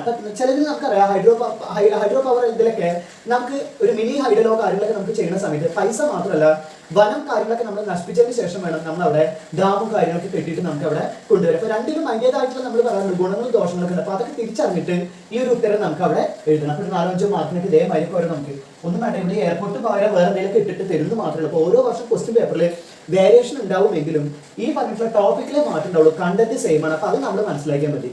അപ്പൊ അതാണ് നമ്മൾ ഈ 10ാമത്തെ ക്വസ്റ്റ്യൻ ആയിട്ട് ഇവിടെ പറയുന്നത്. ഇനി 11ാമത്തെ 2 ക്വസ്റ്റ്യൻ ആണ്. എ ബി എന്ന് പറഞ്ഞിട്ട് 11ാമത്തെ തന്നിട്ടുണ്ട്. അതിന്റെ എ എന്ന് പറഞ്ഞത് നെയ്ത്ത് system of farming that restores maintain and enhance ecological balance. അതായത് നമ്മുടെ ഇവിടുത്തെ ജൈവ സന്തുലനം വീണ്ടെടുക്കാനും അതേമാതിരി തന്നെ നേടിയെടുക്കാനും വർദ്ധിപ്പിക്കാനും നമുക്ക് ഏത് കൃഷി രീതിയാണ് നല്ലത്? അപ്പൊ അത് ഒരു ചോദ്യം. ഇനി രണ്ടാമത്തെ point out any 3 merits of it. ഇനി ഏത് കൃഷി രീതിയാണ് നമുക്ക് അവിടെ ഉദ്ദേശിക്കുന്നത് വെച്ചാൽ അതിന്റെ ഗുണങ്ങൾ നമ്മൾ അവിടെ കൊണ്ടുവരിക. അപ്പൊ ഇവിടെ നമുക്കറിയാം നല്ല രീതിയിൽ നമുക്ക് അവിടെ കൊണ്ടുവരണമെങ്കിൽ ജൈവ കൃഷിയാണ് ബെറ്റർ. ആ ജൈവ കൃഷിയുടെ ഗുണങ്ങൾ ഇതേമാതിരി എഴുതുക 3 അപ്പൊ ഇതിൽ ഒന്ന് ഏതാ നല്ലത് എന്നുള്ളത് കൃഷി രീതി നമുക്ക് ജൈവ കൃഷി, അതിന് 3 ഗുണങ്ങൾ എഴുതുക എന്നുള്ളതാണ്. അപ്പൊ ഇതിനൊരു 3 മാർക്കും ഇതിന് 1 മാർക്ക് ആവുമ്പോൾ 4 മാർക്കാണ് ഈ ഒരു ക്വസ്റ്റ്യൻ നിലവിൽ. ഇനി 12ാമത്തെ write the conventional sources and non conventional sources of energy. ഇനി അതേമാതിരി തന്നെ നമ്മുടെ പരമ്പരാഗത രീതിയും അല്ലാത്ത പരമ്പരാഗതേതര രീതിയിൽ ഉണ്ടാകുന്ന എനർജിയെ കുറിച്ച്, ഊർജ്ജത്തെ കുറിച്ച് നമ്മൾ ഇവിടെ എന്ത് ചെയ്യുക, കുറച്ച് കാര്യങ്ങൾ നമ്മൾ അവിടെ എക്സ്പ്ലെയിൻ ചെയ്യുക. അപ്പോൾ 3-4 മാർക്കിന് വരുന്നതാണ്. അപ്പൊ അതിന്റെ ഏതാണ് വേർതിരിച്ചിട്ട് വേണം എഴുതാൻ. അതായത് കൺവെൻഷണൽ സോഴ്സസും നോൺ കൺവെൻഷണൽ സോഴ്സസും പരമ്പരാഗത ഊർജ്ജ എനർജിയും അതേപോലെ തന്നെ പരമ്പരാഗതേതര രീതിയിൽ നമ്മൾ അവിടെ വേർതിരിച്ചിട്ട് എഴുതുക എന്നുള്ളതാണ് നമുക്ക് ഈ 12ാമത്തെ ക്വസ്റ്റ്യൻ നമുക്ക് അവിടെ പറയുന്നത്. ഇനി 13ാമത്തെ distinguish between conventional farming and organic farming. അതായത് പരമ്പരാഗത രീതിയിൽ ഉണ്ടാവുന്ന കൃഷിയും ജൈവ കൃഷിയും തമ്മിലുള്ള എന്താ പറയുക രീതി എങ്ങനെയാണ് രണ്ടും തമ്മിലുള്ള വ്യത്യാസം എന്നുള്ളത് നമ്മൾ ഡിഫറൻസ് രൂപത്തിൽ നമ്മൾ അവിടെ കോളൊക്കെ വരച്ചിട്ട് 1, 2, 3 ഇതിന്റെ ഒരു 3 ഗുണങ്ങൾ അല്ലെങ്കിൽ അതിന്റെ ഒരു 3 ഗുണങ്ങളായിട്ട് നമ്മൾ സെപ്പറേറ്റ് ആയിട്ട് എഴുതിയിട്ട് വേണം ഈ ഒരു ഇതിന്റെ ഉത്തരം നമ്മൾ അവിടെ എഴുതാൻ. അപ്പൊ ഇത്രയാണ് ഈ ഒരു ചാപ്റ്ററിൽ ഇമ്പോർട്ടന്റ് ആയിട്ടുള്ള ഒരു ക്വസ്റ്റ്യൻസ്. അപ്പൊ നമുക്ക് ഈ ഓരോ ക്വസ്റ്റ്യൻസ് നമുക്ക് കേൾക്കുമ്പോൾ തന്നെ അറിയാം ഏതിനാണ് പ്രാധാന്യം കൂടുതൽ, ഏതൊക്കെ ക്വസ്റ്റ്യൻസ് ആണ് നമുക്ക് ഇമ്പോർട്ടന്റ് ആയിട്ട് വരിക എന്നുള്ളത് നമുക്ക് ഈ ടോപ്പിക്ക് കിടക്കുമ്പോൾ തന്നെ നമുക്ക് ഏകദേശം അറിയാം. ഇനി ഈ ഒരു ചാപ്റ്ററിന്റെ 1 വേർഡ് ഏതൊക്കെ വരിക എന്നുള്ളത് കൂടി നമുക്ക് നോക്കാം. ഇനി നെക്സ്റ്റ് നമുക്ക് 1 വേർഡും മാത്സ് ഫോളോയിങ് നോക്കാം. ഇവിടെ മാത്സ് ഫോളോയിങ് ഇവിടെ എ ബി എന്ന് നമ്മൾ അവിടെ ഡിവൈഡ് ചെയ്തിട്ടുണ്ട്. ഇനി ഫസ്റ്റത്തെ ക്യോട്ടോ പ്രോട്ടോകോൾ എന്നുള്ളതിന്റെ നേരത്തെ ഇതിന്റെ ഉത്തരമായിട്ട് നമുക്ക് reduction of green house gases എന്നാണ് നമുക്ക് ഉത്തരം വരിക. രണ്ടാമത് ഓർഗാനിക് ഫാമിംഗ് ജൈവ കൃഷി സംഭവം, അതിന് ആൻസർ ആയിട്ട് ബയോ കമ്പോസ്റ്റിംഗ്. 3ാമത് Chipko movement protection of trees and forest. 4ാമത് സോളാർ എനർജി റിന്യൂവബിൾ റിസോഴ്സ്. 5ാമത് emission of CFCs ozone depletion. അപ്പൊ ഇത്രയാണ് നമുക്ക് ഇതിന്റെ ആൻസർ ആയിട്ട് കൃത്യമായിട്ട് നമുക്ക് ഇതിന്റെ ആൻസറിന്റെ രൂപത്തിലാണ് എഴുതുക. നമ്മൾ ക്യോട്ടോ പ്രോട്ടോകോൾ പറയുമ്പോൾ നമ്മൾ പറഞ്ഞു നമ്മൾ ഹരിതവാതകത്തിനെ കുറയ്ക്കുക. ഓർഗാനിക് ഫാമിംഗ് അതായത് ജൈവ കൃഷി എന്ന് പറയുന്നത് നമുക്ക് ബയോ കമ്പോസ്റ്റിംഗ് ആണ് നമുക്ക് അവിടെ വരിക. ചിക്കോ മൂവ്മെന്റ് പ്രസ്ഥാനം, ഈ ചിക്കോ പ്രസ്ഥാനം പറഞ്ഞാൽ മരങ്ങളെയും അതേമാതിരി കാട് മരങ്ങളൊക്കെ സംരക്ഷണ രീതി. സോളാർ എനർജി എന്ന് പറഞ്ഞാൽ നമുക്ക് പുതുക്കാനാവുന്ന റിസോഴ്സ് അല്ലെങ്കിൽ വിഭവം. എമിഷൻ അതായത് CFCയുടെ വിസർജനം കൊണ്ട് നമുക്ക് അവിടെ ഉദ്ദേശിക്കുന്നത് ഓസോൺ ശോഷണം. ഇത്രയാണ് നമുക്ക് അതിന്റെ മാത്സ് ഫോളോയിങ്. ഇനി 1ാമത്തെ നെക്സ്റ്റ് അവിടെ എഴുതിയിട്ടുണ്ട് UNCED എന്നിന്റെ ഫുൾ ഫോം എന്താ എന്നുള്ളതൊക്കെ ചില സമയത്ത് വരിക. അപ്പൊ ഇതിന്റെ full form United Nations conference on environment and development. അപ്പൊ ഇവിടെ നമുക്ക് എടുത്ത് പറയാനുള്ള കാരണം എന്താ വെച്ചാൽ നമുക്ക് ചില സമയത്ത് ക്വസ്റ്റ്യൻ പേപ്പറിൽ യുണൈറ്റഡ് നാഷണൽ കോൺഫറൻസ് ഉണ്ടാവാം, അല്ലെങ്കിൽ യുണൈറ്റഡ് നേഷൻസ് കോൺഫറൻസിന് പകരം കമ്മിറ്റി എന്നുള്ള രീതിയിലൊക്കെ ആയിരിക്കും ചില സമയത്ത് ക്വസ്റ്റ്യൻ പേപ്പറിൽ ഉണ്ടാവും. അപ്പൊ നമ്മൾ കൃത്യമായിട്ട് മനസ്സിലാക്കുക യുണൈറ്റഡ് നേഷൻസ് എന്നാണ്, നാഷണൽ എന്നല്ല, കോൺഫറൻസ് ആണ്, കമ്മിറ്റി എന്നല്ല. അപ്പൊ ഇത് നോക്കിയിട്ട് നമ്മൾ പഠിക്കുക. പിന്നെ what is the name of UNCED seminar report? UNCED seminar റിപ്പോർട്ടിന്റെ പേരെന്താണ്? അതിന്റെ പേരാണ് ഓവർ കോമൺ ഫ്യൂച്ചർ. അതാണ് അതിന്റെ റിപ്പോർട്ടിന്റെ പേര്. ഇനി 3ാമത്തെ Kyoto protocol was signed. Kyoto protocol ഒപ്പുവെച്ച വർഷം ഏതാണ് നമുക്ക് അവിടെ പറയുന്നത്? 1997 1997 ക്യോട്ടോ പ്രോട്ടോകോൾ നമ്മളവിടെ സൈൻ ഇട്ടത്. 4ാമത്തെ in which state Chipko movement took place? ഇനി ഏത് വർഷത്തിലാണ് അല്ലെങ്കിൽ ഏത് സംസ്ഥാനത്താണ് നമുക്ക് ചിക്കോ മൂവ്മെന്റ് തുടക്കം കുറിച്ചത്? ചിക്കോ പ്രസ്ഥാനം നമുക്ക് അവിടെ തുടക്കം കുറിച്ചിട്ടുള്ള സംസ്ഥാനം അല്ലെങ്കിൽ സ്റ്റേറ്റ് എന്ന് പറയുന്നത് ഹിമാചൽ പ്രദേശിലാണ് ചിക്കോ മൂവ്മെന്റ് നമുക്ക് അവിടെ തുടക്കം കുറിച്ചത്. അപ്പൊ ഇവിടെ നമുക്ക് ഇത്ര അന്വേഷിച്ചിട്ട് മാത്സ് ഫോളോയിങ്. അപ്പൊ ഇത് കാണുന്ന വ്യക്തികൾ നിങ്ങൾ തീർച്ചയായിട്ടും +1 സ്റ്റുഡൻസ് ആണെങ്കിൽ ടെക്സ്റ്റിന്റെ ബാക്കിലത്തെ ഫില്ലിന്റെ ബ്ലാങ്ക്സും അതേമാതിരി തന്നെ നാഷണൽ ഫോളോയിങ് കൂടി നിങ്ങൾ പഠിച്ചിട്ട് വേണം എക്സാമിന് പോകാൻ. അപ്പൊ അങ്ങനെയൊക്കെയാണ് നമുക്ക് മാർക്ക് സ്കോർ ചെയ്യാൻ സാധിക്കുള്ളൂ. ഇനി അപ്പൊ 9ാമത്തെ ഇത്രയൊക്കെയാണ് നമുക്ക് ഏകദേശം ഇമ്പോർട്ടന്റ് പറയുന്നത്. ഇനി 10ാമത്തെ ചാപ്റ്ററിലത്തെ ഇമ്പോർട്ടന്റ് 1 വേർഡ് ഒക്കെ എന്താ എന്നുള്ളത് നമുക്ക് നോക്കാം. ഇനി നമുക്ക് 10ാമത്തെ ചാപ്റ്റർ നോക്കാം. 10ാമത്തെ ചാപ്റ്ററിൽ നമുക്ക് അവിടെ comparative development experiences of India and neighbours. അപ്പോൾ അതായത് ഇതിലിപ്പോൾ 3 നമുക്ക് രാജ്യങ്ങളെ കുറിച്ചാണ് നമ്മൾ ഇതിൽ പഠിക്കുന്നത്. ഇന്ത്യ, ചൈന, പാകിസ്ഥാനെ കുറിച്ച്. അപ്പോൾ 3 ടോപ്പിക്കിൽ നിന്നും നമുക്ക് ക്വസ്റ്റ്യൻ വരലുണ്ട്. അപ്പോൾ കൂടുതലും നമുക്ക് അതിൽ ചൈനയെ ബേസ് ചെയ്തുകൊണ്ടാണ് നമുക്ക് കൂടുതൽ ക്വസ്റ്റ്യൻസ് വരില്ല. അപ്പോൾ മുൻഗണന ആദ്യം ചൈനയ്ക്ക് കൊടുത്തതിന് ശേഷം വേണം ഇന്ത്യയുടെയും പാകിസ്ഥാൻ്റെയും കാര്യങ്ങൾ, അല്ലെങ്കിൽ അതിൽ ഈ കുറേ ഇൻഡിക്കേറ്റേഴ്സ് കൊടുത്തിട്ടുണ്ടാവും. ലൈഫ് എക്സ്പെക്ടൻസി അല്ലെങ്കിൽ അവരുടെ ഡെവലപ്മെന്റിനെ കുറിച്ചുള്ള ഇൻഡിക്കേറ്റേഴ്സ് എങ്ങനെയൊക്കെയാണെന്നുള്ള സൂചകങ്ങൾ എങ്ങനെയാണെന്നുള്ളത് കൊടുത്തിട്ടുണ്ടാവും. അപ്പോൾ ആദ്യം ഓരോ ക്വസ്റ്റ്യൻ നോക്കിയതിന് ശേഷം ഫസ്റ്റ് പ്രിയോറിറ്റി കൊടുത്തതിന് ശേഷം മാത്രം ബാക്കിയിലേക്ക് പോകുക. അപ്പോൾ ഇവിടെ നമുക്ക് ഒന്നാമത്തെ നോക്കാം. China is one of the fastest growing economies in the world. Analyse some of the socio economic indicator. അപ്പോൾ ഇവിടെ നമുക്കറിയാം എത്രത്തരം രാജ്യങ്ങളും കാര്യങ്ങളും ഉണ്ടെങ്കിലും പെട്ടെന്ന് വളർച്ച അല്ലെങ്കിൽ ദ്രുതഗതിയിൽ എത്തുന്ന ഒരു രാജ്യം, അല്ലെങ്കിൽ വളർച്ചയ്ക്ക് പെട്ടെന്ന് എത്തുന്ന ഒരു രാജ്യമാണ് ചൈന. ആ ചൈനയുടെ വളർച്ചയുടെ കാര്യങ്ങൾ സൂചിപ്പിക്കാൻ വേണ്ടിയിട്ട് എങ്ങനെയാണ് ഈ വളർച്ച, അതിന്റെ പുറകിലത്തെ നമ്മുടെ സാമ്പത്തിക സൂചനകൾ എന്തൊക്കെ എന്ന് നമുക്കൊരു ചോദ്യം നമുക്ക് അവിടെ വന്നിട്ടുണ്ട്. അപ്പോൾ സോഷ്യോ എക്കണോമിക് ഇൻഡിക്കേറ്റർ ഏതൊക്കെ എന്നുള്ളത് നമ്മൾ ഡീറ്റെയിൽഡ് ആയിട്ട് ഇവിടെ മാർക്കിനനുസരിച്ചിട്ട് ഉണ്ട്. കാരണം ഈ ഡെവലപ്മെന്റ് വെറുതെ ഉണ്ടാക്കിയതല്ല, നമുക്ക് ഓരോന്നിനും ഓരോ കാര്യങ്ങളുണ്ട്. അതായത് നമുക്കറിയാം ഫസ്റ്റ് അഗ്രികൾച്ചറിന് ഇമ്പോർട്ടൻസും കാര്യങ്ങൾ കൊടുത്ത് പറഞ്ഞിട്ടുള്ള ഒരു രാജ്യമാണ് ചൈന. മെല്ലെ കണ്ടിട്ട് ഒരു സെക്ടറിലേക്ക് കടന്നിട്ട് അത് ഒരേപോലെ നമുക്ക് ലെവൽ ചെയ്ത് മുന്നോട്ട് പോകുന്ന ഒരു രാജ്യമാണ് ചൈന. അതുകൊണ്ട് തന്നെ ഇന്നും അത് ഡെവലപ്ഡ് കൺട്രീസിൽ തന്നെ നിലനിൽക്കുന്നുണ്ട്. അപ്പോൾ ഓരോ രാജ്യത്തിനും വികസനത്തിനുള്ള ഒരു മെത്തേഡ് നമുക്ക് അവിടെ പറയുന്നുണ്ട്. അപ്പോൾ ചൈനയിലത്തെ സോഷ്യോ എക്കണോമിക് ഇൻഡിക്കേറ്റർ അല്ലെങ്കിൽ സൂചനകൾ എന്താ എന്നുള്ള അടിസ്ഥാനമാക്കിക്കൊണ്ട് വേണം നമുക്ക് ഈ ഒരു ക്വസ്റ്റ്യൻ നമുക്ക് അവിടെ എഴുതാൻ. ഇനി രണ്ടാമത്തെ policy measures adopted in India and China are almost similar, but the impact of these measures were different in these two economies compared to the development experience of these two economies. അപ്പോൾ നമ്മൾ ഇരു രാജ്യം, അതായത് ചൈനയും ഇന്ത്യയും നയങ്ങൾ അല്ലെങ്കിൽ പോളിസികൾ തെരഞ്ഞെടുത്ത രീതി കാര്യങ്ങളും സെയിം ആണ്, ഒരേപോലെ തന്നെയാണ്. പക്ഷേ അതിൽ നിന്ന് നമുക്ക് കിട്ടുന്ന കാര്യങ്ങൾ, അതായത് രണ്ട് പോളിസി സെയിം ആണെങ്കിൽ കൂടി ആ പോളിസിയിലൂടെ ഇരു കൂട്ടരുടെയും വികസന രീതിക്ക് അവിടെ വ്യത്യാസം വന്നിട്ടുണ്ട്. ആ ഒരു വികസനത്തിന്റെ ഡെവലപ്മെന്റ് എക്സ്പീരിയൻസ്, അതായത് വികസനത്തിന്റെ അനുഭവം കാര്യങ്ങൾ നമ്മളവിടെ എക്സ്പ്ലെയിൻ ചെയ്യലാണ് ഈ രണ്ടാമത്തെ രീതി. കാരണം രണ്ട് രാജ്യം നയങ്ങൾ ഒരേപോലെ എടുത്തിട്ട് രണ്ട് രാജ്യങ്ങൾ ഒരേപോലെ ഒരു വികസനം നമുക്ക് അവിടെ ഉണ്ടായിട്ടില്ല. ചൈനയാണ് കൂടുതൽ വികസനം ഉണ്ടായിരുന്നത്. അപ്പോൾ ഈ ഇരു രാജ്യങ്ങളുടെയും വികസനത്തിന്റെ അനുഭവങ്ങളെ കുറിച്ച് എഴുതുക എന്നുള്ളതാണ് രണ്ടാമത്തെ. കാരണം ഈ രണ്ട് ചോദ്യങ്ങൾ നടക്കുന്ന രണ്ടും ചൈന ബേസ് ചെയ്തിട്ട് കൂടുതലായിട്ട്. ഇനി മൂന്നാമത്തെ നമുക്ക് നോക്കാം. The present day first industrial growth in China can be traced back to the reforms introduced in 1978 substantiate. ഇനി അതേമാതിരി തന്നെ നമുക്കറിയാം ഇന്ന് ചൈനയുടെ ഇന്നത്തെ വ്യവസായ വളർച്ച, അതായത് ഇൻഡസ്ട്രിയൽ ഗ്രോത്തിന് കാരണമായിട്ടുള്ള പരിഷ്കാരം എന്ന് പറയുന്നത് നമ്മുടെ എന്താണ് 78 കൊണ്ടുവന്നിട്ടുള്ള പരിഷ്കാരം മുഖേനയാണ് ചൈന ഇന്ന് വ്യവസായ വളർച്ചയ്ക്ക് കാരണമായി എന്ന് പറയുന്നത്. അപ്പോൾ അത് നമ്മളിവിടെ എന്ത് ചെയ്യുക, സബ്സ്റ്റിറ്റ്യൂട്ട് ചെയ്യുക അല്ലെങ്കിൽ സാധൂകരിക്കുക എന്നുള്ളതാണ് നമ്മുടെ ക്വസ്റ്റ്യൻ. അപ്പോൾ എങ്ങനെയാണ് ഇങ്ങനെ വരാം ഈ ഒരു കാലഘട്ടത്തിൽ അല്ലെങ്കിൽ ഇത്ര വളർച്ചയ്ക്ക് എത്താനുള്ള കാരണം എന്താണ് ചൈന, ഇത് അതിനൊരു റീസൺ എന്തായാലും ഉണ്ട്. അവർ കൊണ്ടുവന്നിട്ടുള്ള പരിഷ്കാരങ്ങൾ തന്നെ. അപ്പോൾ ആ പരിഷ്കാരം എന്തായിരുന്നതാണ് ഇതിന്റെ ക്വസ്റ്റ്യൻ ചോദിക്കുന്നത്. ഇനി നെക്സ്റ്റ് നാലാമത്തെ, do you support the introduction of the one child നോം in India to control population following the Chinese model? Give 2 arguments in support of your answer. അപ്പോൾ നമുക്കറിയാം ചൈനയിലത്തെ മാതൃക, അതായത് ചൈനയിലത്തെ മാതൃക എന്താണെന്ന് വെച്ചാൽ ഒരു കുട്ടി മതി എന്നുള്ളൊരു മാതൃകയാണ് അവർ സ്വീകരിച്ചത്. അപ്പോൾ ഇന്ത്യയിൽ ഇതേമായിട്ടുള്ള ഒരു മാതൃക അല്ലെങ്കിൽ കാര്യങ്ങൾ പോളിസി നമ്മളവിടെ കൊണ്ടുവന്നു വെച്ചാൽ എന്തായിരിക്കും അതിന്റെ ഗുണങ്ങൾ, ബെനിഫിറ്റ് എന്തായിരിക്കും, അതിനെ കുറിച്ചുള്ള രണ്ട് കാര്യങ്ങൾ നമുക്ക് അവിടെ പറയാൻ പറയാം. അപ്പോൾ രണ്ട് കാര്യങ്ങൾ പറയാൻ നമുക്കറിയാം. ഒന്ന് ജനസംഖ്യ കുറയ്ക്കാൻ പറ്റും എന്നുള്ളത് തന്നെയാണ് നമുക്ക് അതിന്റെ ഒന്നാമത്തെ കാര്യം. രണ്ടാമത്തെ, നമ്മുടെ രാജ്യത്തെ വിഭവങ്ങളെ നമുക്ക് നിയന്ത്രണത്തിൽ കൊണ്ടുവരാൻ സാധിക്കും. ഒരുപാട് ജനങ്ങൾ ഉണ്ടെന്നുണ്ടെങ്കിൽ നമ്മുടെ രാജ്യത്തെ വിഭവങ്ങൾ നമുക്ക് എന്ത് ചെയ്യാൻ പറ്റില്ല, നല്ല എല്ലാവർക്കും എത്തിച്ചേർക്കാൻ സാധിക്കില്ല. അപ്പോൾ വിഭവങ്ങൾ നമുക്ക് നല്ല രീതിയിൽ അതിനെ നിയന്ത്രിച്ച് കൊണ്ടുപോകാനും സാധിക്കും, ജനസംഖ്യയെ നിയന്ത്രിച്ച് കൊണ്ടുപോകാൻ പറ്റും എന്നതാണ് രണ്ട് കാര്യങ്ങൾ നമുക്ക് അവിടെ പറയുന്നത്. ഇനി അഞ്ചാമത്തെ, prepare a note on great leap forward of China. ചൈനയിലത്തെ കുതിച്ചു ചാട്ടത്തിനെ കുറിച്ച് ഒരു കുറിപ്പ് എഴുതുക എന്നുള്ളതാണ് നമുക്ക് അഞ്ചാമത്തെ ചോദ്യം നമുക്ക് അവിടെ ചോദിച്ചത്. ഇത്ര അഞ്ചെണ്ണമാണ് നമുക്ക് ഇപ്പോൾ എഴുതിയേക്കുന്നത്. ഇനി ബാക്കിയുള്ള ഞാൻ ഇപ്പോൾ ഇവിടെ എഴുതാം ഒരു മിനിറ്റ്. ഇനി നെക്സ്റ്റ് ക്വസ്റ്റ്യൻ നോക്കാം.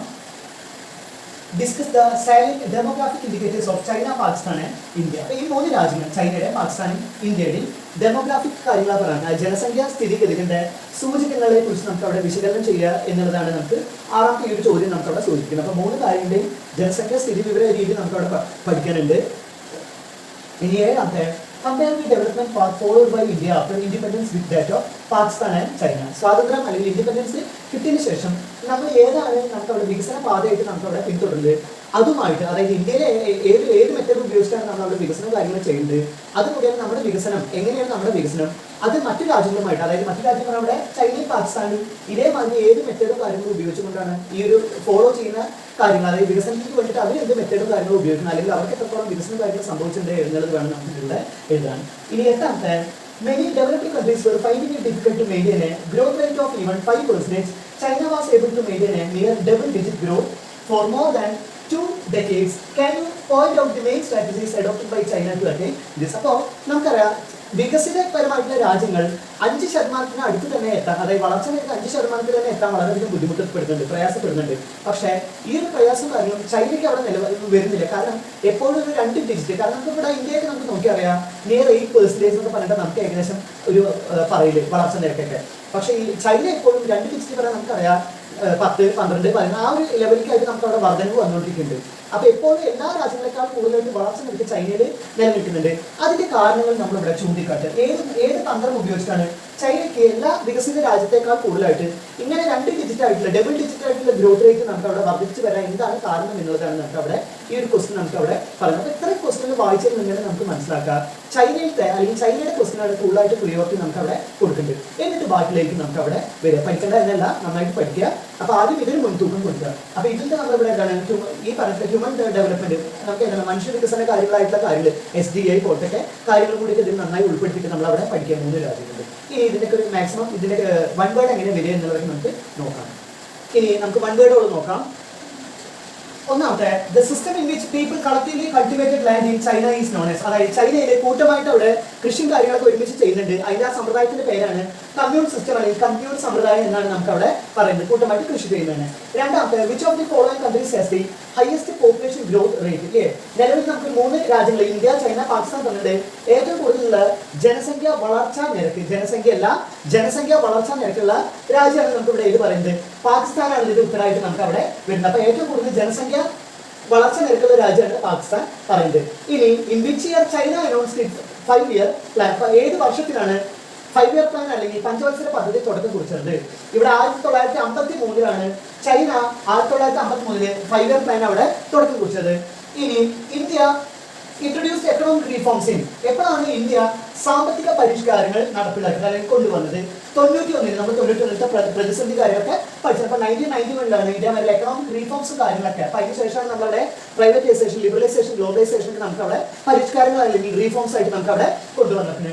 ഇനി അഞ്ചാമത്തെ first 5-year plan of commenced in 1956. 56 പഞ്ചവത്സര ഫസ്റ്റ് 5-year പ്ലാൻ കൊണ്ടുവന്നത് പാകിസ്ഥാനാണ്. അപ്പൊ ഡേറ്റ് മാറി പോകരുത്.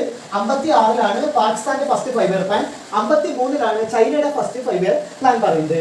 ഇനി മരണ നിരക്ക്, അതായത് maternal mortality rate is high in, അതായത് മാതൃപരമായിട്ടുള്ള രീതിയിൽ ഉള്ള മരണനിരക്ക് പറയുന്നത്, അതായത് മാതാക്കൾ മുഖേനയുള്ള മരണനിരക്ക് വളരെയധികം കൂടുതലുള്ള ഒരു രാജ്യമാണ് ഇന്ത്യ പറയുന്നത്. Proportion of people below poverty line is more in, അതേമാതിരി തന്നെ ദാരിദ്ര്യരേഖയ്ക്ക് താഴെയുള്ള ആൾക്കാരുടെ എണ്ണം വളരെയധികം കൂടുതലുള്ള ഒരു രാജ്യമാണ് ഇന്ത്യ പറയുന്നത്. അപ്പോൾ രണ്ടെണ്ണം നമുക്ക് അവിടെ ഉത്തരമായിട്ട് ഇവിടെ ഇന്ത്യ വരുന്നുണ്ട്. ഇനി reforms in China were introduced in 1978. അപ്പോൾ പരിഷ്കാരങ്ങൾ 78 ചൈന എന്ത് കൊണ്ടുവന്നിരിക്കുന്നത്? വിവിധ രീതിയിലുള്ള പരിഷ്കാരങ്ങൾ കൊണ്ടുവന്നിരിക്കുന്നത്. അപ്പോൾ നമുക്കറിയാം ആ ഒരു പരിഷ്കാരങ്ങൾക്ക് ശേഷമാണ് ചൈന വളരെയധികം വികസിച്ച് കുതിച്ചുചാട്ടം എന്നുള്ള രീതിയിലേക്ക് അവിടെ മാറുന്നത്. അപ്പോൾ പരിഷ്കാരങ്ങൾ മുഖേനയാണ് ഓരോ രാജ്യത്തിനും വികസന വളർച്ച കാര്യങ്ങളൊക്കെ നമുക്ക് അവിടെ നിലവിലുള്ളത്. അപ്പോൾ ഈ ഒരു ചാപ്റ്റർ പഠിക്കുമ്പോൾ 3 എണ്ണത്തിൽ, അതായത് ചൈനയുടെയും ഇന്ത്യയുടെയും പാകിസ്ഥാന്റെയും വിവിധ രീതിയിൽ ഉണ്ടാകുന്ന സോഷ്യൽ എക്കണോമിക് ഇൻഡിക്കേറ്റേഴ്സും കൂടി നമ്മൾ നന്നായി പഠിച്ചിരിക്കുക. കാരണം ഇതിൽ അതേമാതിരത്തെ രീതിയിലൊക്കെ ക്വസ്റ്റ്യൻ വരലുണ്ട്. അപ്പോൾ എങ്ങനെയെന്നുള്ളതൊന്നും നമുക്ക് അങ്ങനെ കൃത്യമായിട്ടൊന്നും പറയാൻ സാധിക്കില്ല. പക്ഷേ ഇതൊക്കെയാണ് ഇതിൻ്റെ ഒരു ഏകദേശം മോഡലായിട്ട് നമുക്ക് പ്രീവിയസ് ക്വസ്റ്റ്യൻ പേപ്പർ നമുക്ക് അവിടെ പറയുന്നത്. അപ്പോൾ എല്ലാവരും നന്നായിട്ട് പരീക്ഷയ്ക്ക് പഠിച്ച് നന്നായിട്ട് എക്സാം എഴുതുക. അപ്പോൾ ഓക്കെ, ഈ വീഡിയോ ഞാൻ വൈൻഡപ്പ് ചെയ്യണം. Okay, thank you.